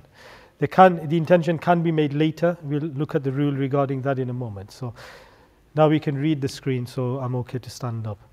So when zakat is distributed to the eligible beneficiary, a transfer of ownership in assets must have occurred. The reason why I've highlighted assets is because anything that is mal can be given in zakat. Okay? Anything that is an asset can be given in a zakat. Anything that can be sold, purchased, anything that from which benefit can be attained from a physical commodity can be given in zakat. Mere permission, ibaha, to use something is not sufficient, such as feeding the poor. And I just mentioned this before the azan began. Before the azan began, that merely providing food and making the food mubah for them to use is not enough, because there's no transfer of ownership. When we have a program and after the program there's langar, the food is not given in the ownership of the people that are going to eat the food. It's to make it mubah for them to consume. So that zakat will not be valid unless someone made parcels and said that this is in your ownership, you can take it with you, feed it to someone else, do whatever you want with it, then that is a transfer of ownership. In that way you can give food in zakat. A transfer of ownership in benefit, nafa, is also insufficient. And to give the ownership of nafa to someone is like to say, this is my house, stay in it for a year. So they can take the benefit from the house, but they don't become the owner of the house. All they are becoming the owner of is nafa, benefit, and that is not sufficient. Intention must be present when distributing. This means at the time of transferring ownership of the asset, the intention needs to be there, that I have given this as zakat. If you saw an individual in the street and you knew that this person is a beneficiary of zakat, eligible to take zakat, and you took some money out and you gave that money to that individual. At that time you didn't make any intention of zakat. He then went and bought some food and ate the food. Now you've thought that I need to give zakat. My intention for that money that I gave to that person was zakat. That's not enough. It's not valid.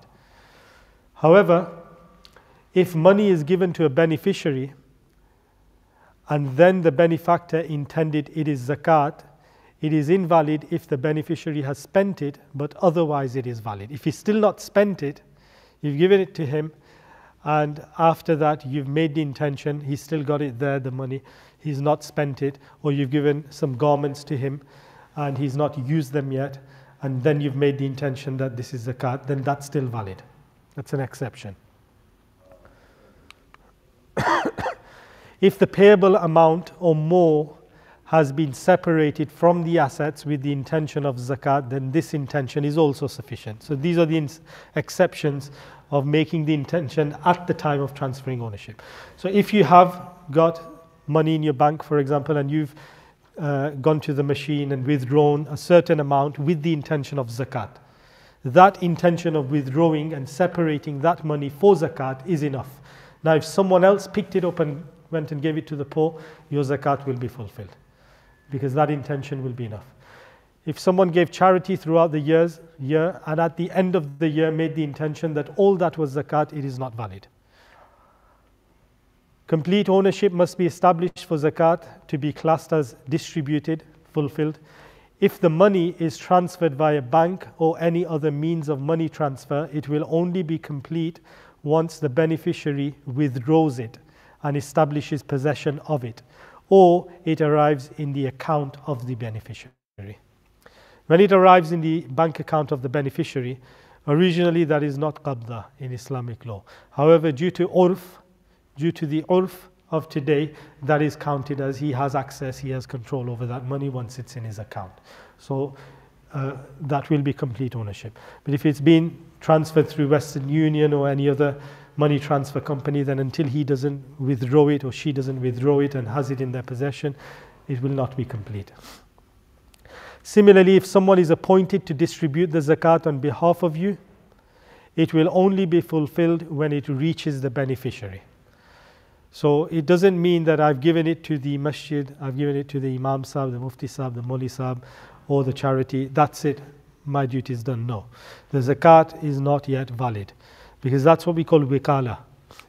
And in wikala, the wakil has to make sure that he has transferred the amount to the actual beneficiary, and that's when it will be valid. The wakil is just acting on your behalf, and he will fulfill the rules on your behalf, so he has to make sure that he has to get there. If you are aware that the wakil has not done that, then your zakat will not be valid, and the wakil, it will be his duty to reimburse you or make sure that amount gets to the poor, and if he doesn't, then it's your duty to make sure you give your zakat again. There is no harm in appointing individuals or organizations to distribute your zakat. However, it is your duty to ensure they are trustworthy. Okay, you can't just blindly say, oh, I just give my zakat to this charity. You've got to make sure you know how they use the zakat, especially in today's day and age where there is a lot of mishandling of zakat money. It's your duty to make sure you do give it to trustworthy people. The wakil must ensure the zakat reaches the beneficiary as instructed by the benefactor. The reason why I've put that there is because when you have given your zakat to a wakil for a specific purpose or to give to a specific beneficiary, the wakil must give it to that specific beneficiary. If he doesn't give it to that specific beneficiary and he gives it to someone else, your zakat will not be valid. And it's important to understand that. Because if you've said to him that I want you to give this zakat to, for example, in Turkey, and he has then gone and his own sibling, for example, is eligible to take zakat and he's given it to his sibling because his sibling is a beneficiary of zakat, that zakat will not be valid. Because he is under the instruction of the mukil, he has to ensure that it is fulfilled according to his instruction. The wakil is not permitted to distribute wherever he or she wants to, unless clearly instructed by the benefactor, such as, so if he has clearly mentioned with saraha that wherever you find fit, or this is my zakat, you may give it to wherever you believe is good, then the wakil is free to choose. He can give it to his own siblings. If he clearly says that you may use it for yourself, if you are a beneficiary of zakat, then he can use it for himself. Otherwise, he can't. There has to be saraha. If there is saraha that you can use it wherever you want, then he may give it to his siblings, but not for himself. For himself, there has to be clear instruction. Zakat is not complete if given to charities or individuals that take cuts based on distribution costs or fees, etc. If you know that there's a charity that's doing this, then your zakat is not complete. When you find out, it is your duty to make sure you give your zakat again. Transfer fees must be paid separately and not from the zakat funds. They can voluntarily be paid by someone else. Zakat is invalid. These are a few ways that zakat is invalid, if you want to just go through them. Mentioned most of them already. Okay, if given towards the building of a masjid or a darul ulum or a madrasa, zakat is not valid.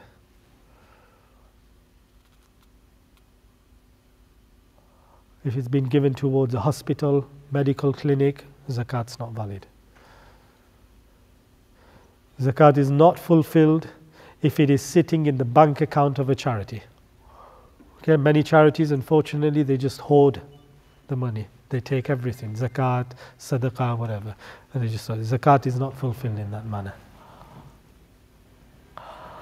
In the above scenarios, there is no transfer of complete ownership to an eligible beneficiary. Okay, so it's sitting in the bank. There's no transfer of ownership. In a hospital or a medical clinic, there's no transfer of ownership unless someone gives the whole hospital in the ownership of a beneficiary, that this is in your ownership. You may destroy it, sell it on, do whatever you want with it. Then that's going to be eligible. That will be valid. There is something called hila shari'iyya, through which, yes, zakat can be used for masjids, zakat can be used for madrasas, zakat can be used for wells and food and building masajid, etc. And that is called hila shari'iyya. And hila shari'iyya is something that the Messenger of Allah sallallahu ta'ala alayhi wa sallam practiced. Even in the Quran, there is a hila mentioned where one of the prophets took oath that or someone took oath that they would have 100 lashes or something on their back, and in the Quran Allah advised them to use a brush with 100 different strands on it and then just strike that once. So that's a hila, and I can't remember the exact, but that's the mafhum of what happened. So if you can research that and check what accurately happened. But in the hadith of Rasulullah sallallahu ta'ala alayhi wasallam, there was dates which were from zakat, so he sallallahu alayhi wasallam did not take from them, but he gave them to a lady who was eligible of zakat. And once he gave it to her, then he sallallahu ta'ala alayhi wasallam said that, will you not feed us some? And she said, Ya Rasulullah, it is zakat. It is not permissible for you to. He sallallahu alayhi wasallam then replied, it was zakat when I gave it to you, but now that it's in your ownership, if you give it to me, then it's hadiyah now. It's a gift. So now that the poor person has become the owner, complete owner, it's like if you went outside in the street and there was a Muslim poor person, you know that this person is homeless, he's a miskeen, and you went to him and said, here's two £50 notes of zakat for you. So he took that in his ownership, and then he stood up and he went to the masjid and he said, this is £50 in the masjid. There's no harm in that. Okay, because that is in his ownership. Once it's in his ownership, he may do what he wants with it. He may give it to the masjid, he may give it to the madrasa, he may give it towards the building of a well. So all the ones that we looked at previously, if I go back a slide, if the says zakat is invalid if it's being used to prepare food for iftari. If you have given it to a miskeen, faqir, a beneficiary, and then he's given it back saying, cook food for iftari, then there's no harm in that. Like that, you've given it to a faqir, and then the faqir says to you that here, use it for a madrasa. Then there's no harm in that. However, it's important that it says here, a beneficiary must not be forced to give towards a specific cause. This is impermissible. Okay, and unfortunately there are places where they do hila sharia by force, and that is completely unacceptable. The faqir once made the owner, it is entirely up to him. He may take it with him and not give anything towards the madrasa, or he may give towards the madrasa. That's entirely up to him. You may suggest to him, a beneficiary may be advised to give it to a good cause. Such suggestions are a good deed. Ala Hazrat Imam Ahmad Raza has written that in Hila Shari'iyya, if it is given to the poor and he is advised that it would be good if you gave it to this madrasa, it is in need, and he gave it to the madrasa, then the person who gave the zakat, the wakil, the person who made the suggestion, and the faqir, all of them will be given the reward of that work for the madrasa. They will all receive the reward of giving that amount in the good cause. Okay, in terms of good practice, when you are distributing your zakat, who should you give your zakat to and who should you not give your zakat to, or where should you start first? It says it is more virtuous to first give to siblings. First you should look at your siblings and think someone is in debt or they are in minuses, they're living off their overdraft, then you should give to your siblings first. And if none of your siblings are eligible, then look towards their children, your nephews and nieces. Then after that, the paternal aunts and uncles, and then the maternal aunts and uncles, if they are eligible beneficiaries, and then to their children respectively. In this manner, one must first give to the relatives. First, you should look towards your own family relatives. After relatives, it is more virtuous to give in the neighborhood. If someone is an eligible beneficiary in your neighborhood, then they have more right of your sadaqat and zakat and voluntary sadaqat. They have more right of it. You will be questioned about that on the Day of Judgment. It is makruh to send the zakat out of one's own city unless the relatives are in another city or there is a desperate need elsewhere. Okay, so if you have relatives in the subcontinent or in another country, then there's no harm in sending it outside before looking at your own neighborhood, because the relatives come first. And like that, if there's a desperate need elsewhere, like in Turkey at the moment or Syria, then there's no harm in you sending your zakat there before looking towards your neighbor. To inform the beneficiary that it is zakat is not a requirement. So in terms of distributing your zakat, it's not necessary for you to say to the individual beneficiary that this is zakat. You don't have to say that, because the only two conditions are tamlik, transfer of ownership, and the intention. As long as you have the intention and you are giving it in their ownership, you can say to them that this is a gift for you. If you know that your sibling, your brother, sister, or your relative, they are in need, they are eligible beneficiaries of zakat, but they will not take it because zakat is the filth of the wealth of people, they will not take it, then in that case, you may not tell them that it is zakat, you may just say that this is a gift for you and make the intention of zakat. The zakat will be valid. In fact, it is good practice to call it something else for certain people. In certain cases, you may say that it is a wedding gift, it is a birthday gift, and so on. Any lawful asset can be given in zakat. You can't give alcohol in zakat. Haram things cannot be given in zakat. As long as it's lawful, it's an asset, it can be given in zakat. The value of the asset given in zakat must be based on its market value in the city where the zakatable assets of the benefactor are present. Okay, so if you're giving your zakat, whether you're giving it in Pakistan or India or wherever else, you've got to base the amount you're giving on the market value of your city. Weight will be considered if gold or silver is being distributed from its own nisab. Otherwise, value is considered in distribution. Okay, so if you've only got that specific nisab, then you will consider the weight. If not, then the value. We talked about that in the beginning. Okay, gold and silver, the weight value may be a lot less than the actual value because of the design or the designer that produced it. So when you are giving zakat of gold from the nisab of gold, because that's the only asset you have, you will consider the weight and give zakat on that. But if you've got different assets, you will merge all of them and then you won't consider the weight of the gold, you will give based on the value of the gold, including the design. Clothes, new or used, may be given in zakat as long as they can be considered as mal, and they are wearable and they are useful. Like that, food, drink, furniture, cars, money, blankets, footwear, books, computers, etc. can all be given in zakat. All these things can be given in zakat.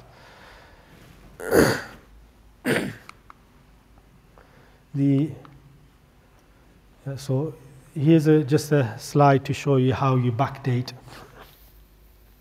Some of the rules mentioned that if you have given a loan out to someone, or Qarz Hasana, for example, you've given to the masjid or madrasa or a good cause, and you are in the ownership of that loan, and you don't have to give zakat on it. The nafs-e-wujub is upon you, yani the zakat is wajib upon you for that loaned out money or value of it.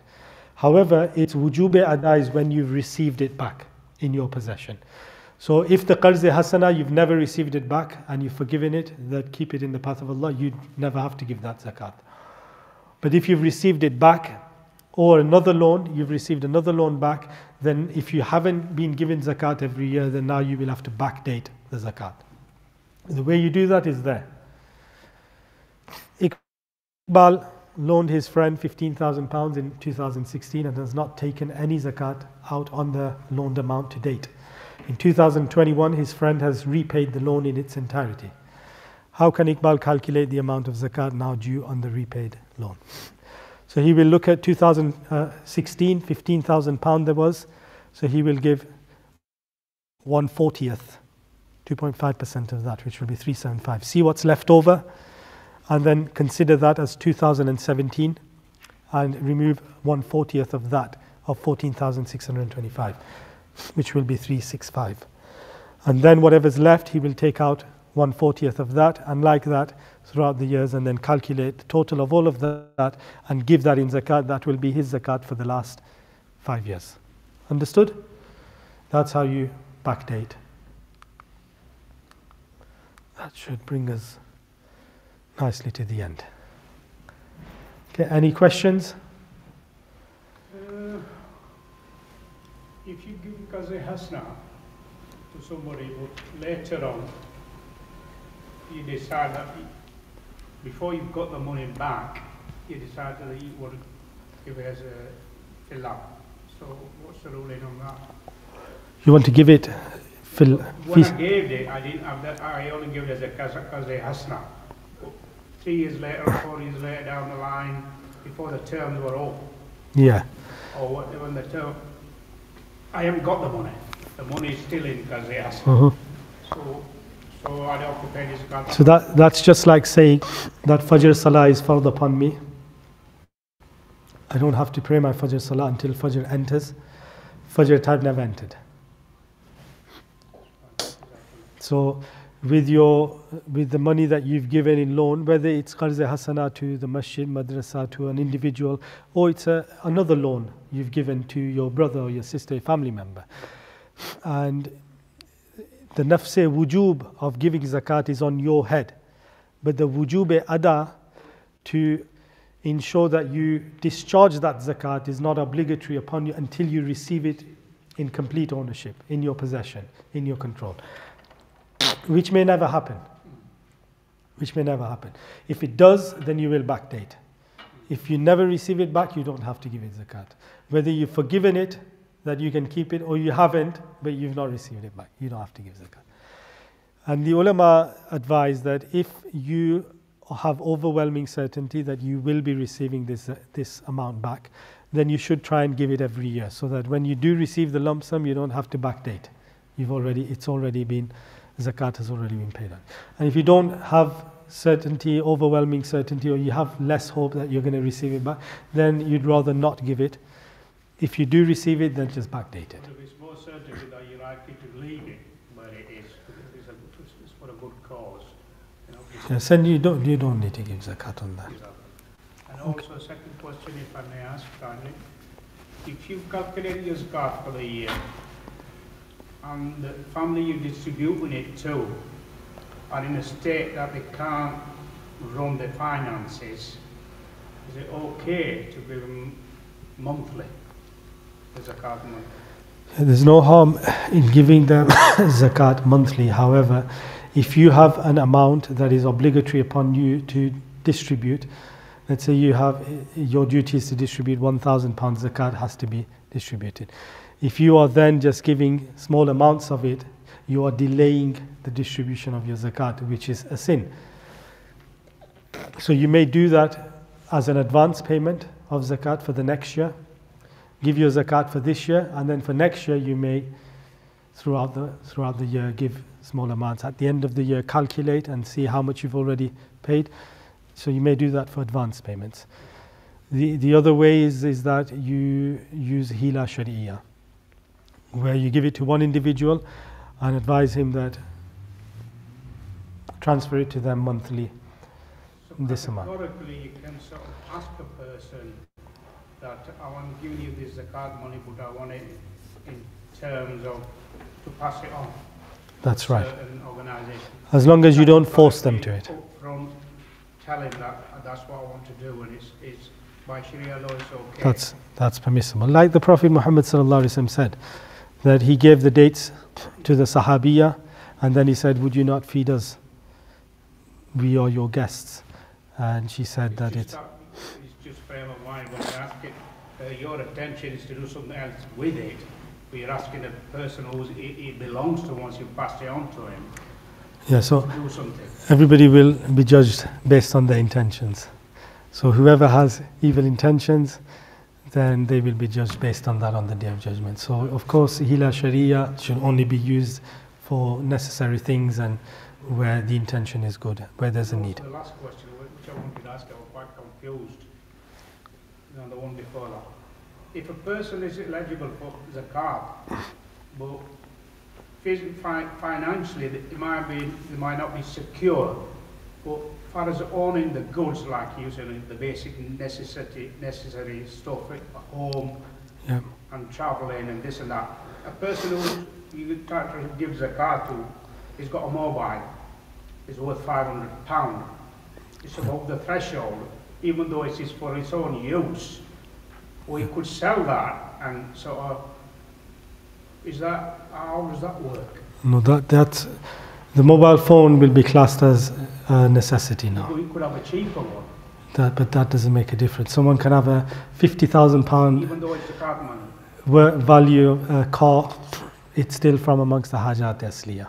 Yeah, but there's no difference between a person who sort of owns it. I know he owns it in Sharia law, but what I'm saying is he's got something that's worth a lot of money. He can sell it, and he can be far beyond above the threshold. However, he doesn't have to sell it. He can still be a beneficiary of zakat. He can have a house worth £500,000, fully cashed, and yet have no other assets, and therefore be a beneficiary of zakat. And the last one, please, about the Hajj, which I was a bit confused.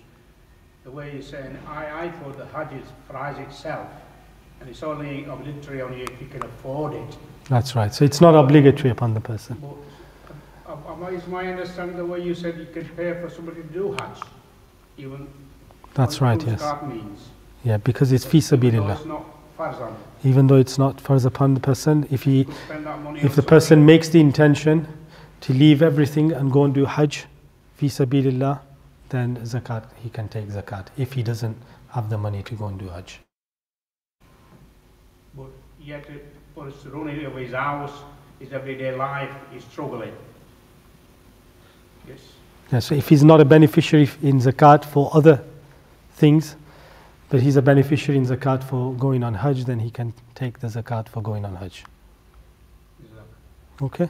It's mentioned in the Hanafi books. I've taken that from Bahar Shariat. And This was something new I haven't heard before. yeah, I hope there is a lot that was new, and I have benefited you all in things. If you can turn the light off, please. So what we've looked at is the 6 sections. We've looked at the benefactor who has to give zakat. We've looked at the assets, on which assets you have to give zakat. And the assets is an important one, and it's not that difficult. So if I reiterate again that zakat in terms of assets, what you have to give zakat on, what is zakatable, is only currencies, which include gold, silver, pounds, dollars, all the currencies, and any other trade goods. That's the general rule for all of us. There are others who have livestock and land, that's for them. But for general people, it's just these 3 things. If it's not a trade good, it's not zakatable. You don't have to pay zakat on it. We've looked at blockers and non-blockers. In that, we mean things that you will deduct from your assets. And we've looked at the beneficiary who you can give zakat to. And finally, we have looked at distribution, how your zakat should reach the beneficiary. I think that's... At the beginning, I did say that these are the aims and objectives of this course, so I hope we have achieved these objectives and aims. Okay, if someone is not feeling confident in calculating their own zakat, then I've probably been too boring for you to be paying complete attention. So you'd probably just have to go through the recording again, or maybe ask someone. Okay, Jazakumullahu khaira. Thank you all very much for being here. I hope I have benefited you all in providing you knowledge on the concept of zakat in Islam. If there is any feedback, more than welcome. Negative feedback is also welcome. We do take that on board. So thank you all very much. And if you do need to contact us, there, contact@thesunniway.com, or Hafiz, Anis, Javed, or Brother Naeem, or any of the other brothers, they can get to us. Support the Sunni Way. You can find that on the Sunni Way website. I think that's the end. And Hafizam. Okay, any more questions before we close? Yeah. If someone has no idea what their nisab date is, like they can't estimate even the month, the time of year, and they don't have early records either, like they were paid cash income and something like that. So Yeah. what would you do? Yeah, so the hukum of Sharia for such an individual is that they have to estimate. They have to take help from whoever they can seek help from. They have to use all available resources, information, and try and establish something that satisfies their heart. And if they can't, then they will just give an amount, and they will give as much as they can in zakat until their heart feels satisfied, which may mean that they give everything in zakat. If that's what satisfies their heart, then they will start from the beginning. And when the heart feels satisfied, then the zakat will be regarded as valid, fulfilled. Okay? It's like the tahari, like we do tahari. That's what they've got to do. But your question seems like the person can't do tahari anymore. He can't do tahari and try and work out and estimate and guess. So then in that case he may have to give all of it to feel satisfied. Whatever he has to give to feel like I am now content that I've given enough in zakat to fulfill my past. He may give everything yet not be content. So then he will be in debt to the law of Allah subhanahu wa ta'ala, where he will have to earn money and then give more in zakat until he feels satisfied. Okay, yeah? The person becomes something of 60 people longer.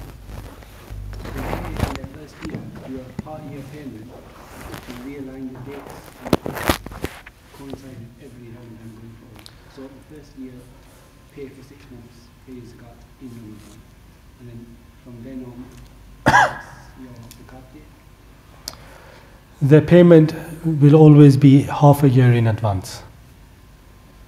Yeah, the only way to change their actual date would be to then give everything away in the path of Allah and then start earning in Ramzan and reach the threshold in Ramzan. That's how their specific day. Otherwise there's no harm in them giving it in advance in Ramzan every year, but as long as they know that at the end of my year I will have to make sure that I gave enough, or if I gave more then it's fine, or I can roll it over for the next year. ठीक है?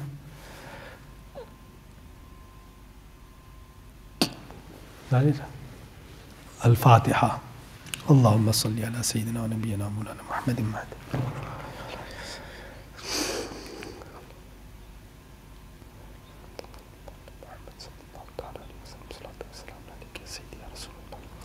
أعوذ بالله من الشيطان الرجيم بسم الله الرحمن الرحيم قل هو الله أحد الله الصمد قل هو الله أحد الله الصمد قل هو الله أحد بسم اللہ الرحمن الرحیم اللہم صلی علی سیدنا و نبینا مولانا محمد معدن الجود والکرم ومنبع العلم والحلم والحکم وعلی آلہ وصحبہ بارک وسلم۔ یا اللہ یا رحمان یا رحیم، ہماری اس محفل کو اپنی بارگاہ میں قبول فرما۔ ہم لوگوں نے یہاں جو کچھ بھی کار خیر کیا، جو سیکھا سکھایا، تیری شریعت کے تعلق سے جو مسائل کا ذکر ہوا، یا رب العالمین ان تمام چیزوں کا ثواب ہم سب لوگوں کو عطا فرما، ہم سب لوگوں کو اجر عظیم عطا فرما، اور ہم سب لوگوں کی خامیاں غلطیاں کو تو معاف فرما۔ یا رب العالمین ہم سب لوگوں کو تیرے دین کی شریعت کا علم عطا فرما، اس پر عمل کرنے کی توفیق عطا فرما۔ ہم لوگوں کو اپنے فرائض اور واجبات کو ان کے اوقات میں ادا کرنے کی توفیق عطا فرما۔ یا رب العالمین ہم سب لوگوں پہ حق کو واضح فرما اور حق کی پیروی کرنے کی توفیق عطا فرما، اور ہم سب لوگوں پہ باطل کو بھی واضح فرما اور اس سے بچنے کی توفیق عطا فرما۔ یا رب العالمین ہم سب لوگوں کو صحیح طور پہ مسائل پہ عمل کرنے کی توفیق عطا فرما، صحیح طور پہ اپنی زکوٰۃ ادا کرنے کی توفیق عطا فرما۔ ہم سب لوگوں کو رزق حلال میں برکت عطا فرما، ہم سب لوگوں کو رزق حرام سے محفوظ فرما۔ ہمارے چھوٹوں کو بڑوں کی عزت کرنے کی توفیق عطا فرما، ہمارے بڑوں کو چھوٹوں پہ شفقت کرنے کی توفیق عطا فرما۔ یا رب العالمین ہمارے علماء اہل سنت کی عمروں میں برکت عطا فرما، ان کے رزق روزی میں وسعت عطا فرما، ان کے علم و عمل اور تقوی میں اضافہ فرما۔ یا رب العالمین ہماری عوام اہل سنت کو یا رب العالمین خیر و برکت عطا فرما، ہم سب لوگوں میں اتحاد پیدا فرما۔ یا رب العالمین ہم سب لوگوں کو اختلافات سے محفوظ فرما، ہم سب لوگوں کو دین کے صحیح راستے پر چلنے کی توفیق عطا فرما، مسلک اعلیٰ حضرت امام احمد رضا پر چلنے کی توفیق عطا فرما۔ یا رب العالمین ہم سب کے ایمان کی حفاظت فرما، ایمان کی حالت میں ہم سب کو موت عطا فرما۔ یا رب العالمین عذاب قبر سے محفوظ فرما، عذاب حشر سے محفوظ فرما، قیامت کے دن حضور غوث پاک کے گروہ میں اٹھنے کی توفیق عطا فرما، رسول اکرم صلی اللہ تعالیٰ علیہ وسلم کی شفاعت نصیب فرما۔ یا رب العالمین جن لوگوں نے اس پروگرام کو انعقاد کرنے میں محنت کی، ان سب کو اجر عظیم عطا فرما، اس مسجد میں آبادی مزید فرما اور اس مسجد میں مزید برکتیں نازل فرما، اپنی رحمتوں اور انوار و تجلیات کو مزید نازل فرما، اس مسجد کے مقتدیوں کے علم و عمل میں مزید برکت عطا فرما، سب پہ اپنی رحمتوں کو نازل فرما، سب کے گھروں کو تمام آفات اور بلیات سے محفوظ فرما۔ یا رب العالمین ہمارے حافظ انیس جاوید کو علم و عمل میں برکت عطا فرما، ان کے نیک کاموں میں برکت عطا فرما، ان کے رزق روزی میں برکت عطا فرما، ان کے گھر والوں میں رحمتوں کا نزول فرما، ان کے گھر والوں کی حفاظت فرما، ان کے گھر کو تمام آفات اور بلیات سے محفوظ فرما، ان کو مزید دین کی تبلیغ اور دین کے خدمت کرنے کی توفیق عطا فرما۔ یا رب العالمین ہم سب لوگوں کو تیرے دین کی خدمت کی توفیق عطا فرما، ہم سب لوگوں کے گناہوں کو معاف فرما، ہمیں سچی توبہ کرنے کی توفیق عطا فرما، ہم سب سے وہ کام لے جس میں تیری رضا ہو، اور اس کام سے ہمیں دور رکھ جس میں تیری ناراضگی ہو، اور یا رب العالمین تیرے محبوب سیدنا محمد مصطفیٰ صلی اللہ تعالیٰ علیہ وسلم کی سنتوں پہ عمل کرنے کی توفیق عطا فرما، اور رسول اکرم صلی اللہ علیہ وسلم کی سچی محبت ہمارے دلوں میں پیدا فرما، تیرے اولیاء کرام کی محبت ہمارے دلوں میں پیدا فرما، اور یا رب العالمین ہم میں جن لوگوں کے والدین زندہ ہے تو ہم لوگوں کو وہ کام کرنے کی توفیق عطا فرما جن میں ہمارے والدین کی رضا ہو، اور ہر اس کام سے دور رہنے کی توفیق عطا فرما جس میں ہمارے والدین کی ناراضگی ہو، اور جن کے والدین اس دنیا سے وفات پا چکے تو اس پروگرام کے ثواب کو ایصال کرتے ہیں ان کی قبروں پہ۔ یا رب العالمین یہاں جتنے بھی حاضرین ہیں ان کے تمام مرحومین کی قبروں پہ ایصال کرتے ہیں، رسول اکرم صلی اللہ علیہ وسلم کے صدقے میں ان کے قبروں میں مغفرت فرما، ان کی قبروں میں وسعت پیدا فرما، ان کی قبروں میں ان کو جنت کا لباس عطا فرما، ان کو جنت کا رزق عطا فرما، جنت کی خوشبو عطا فرما، جنت کا رزق عطا فرما، جنت کی ہوائیں عطا فرما، جنت کا بچھونا عطا فرما، ان کے قبروں کو جنت کے باغات میں سے باغات بنا دے یا رب العالمین، اور ان سب کو قیامت کے دن سرکار دو عالم صلی اللہ علیہ وسلم کی شفاعت نصیب فرما، ہم سب کو بھی اپنی موت کی تیاری کی توفیق عطا فرما۔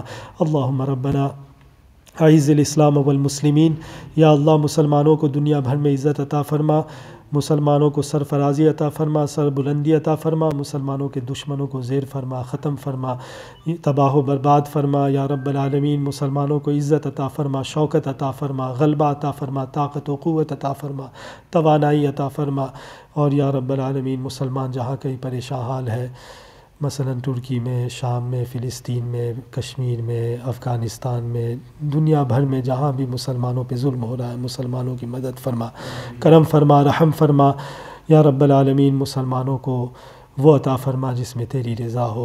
آمین بجاہ حبیبک محمد المصطفیٰ علیہ افضل الصلوات واکمل التسلیمات. ان اللہ وملائکتہ یصلون علی النبی یا ایہا الذین آمنوا صلوا علیہ وسلموا تسلیما. اللہم صل علی سیدنا و نبینا مولانا محمد معدن الجود والکرم ومنبع العلم والحلم والحکم وعلی آلہ وصحبہ وبارک وسلم.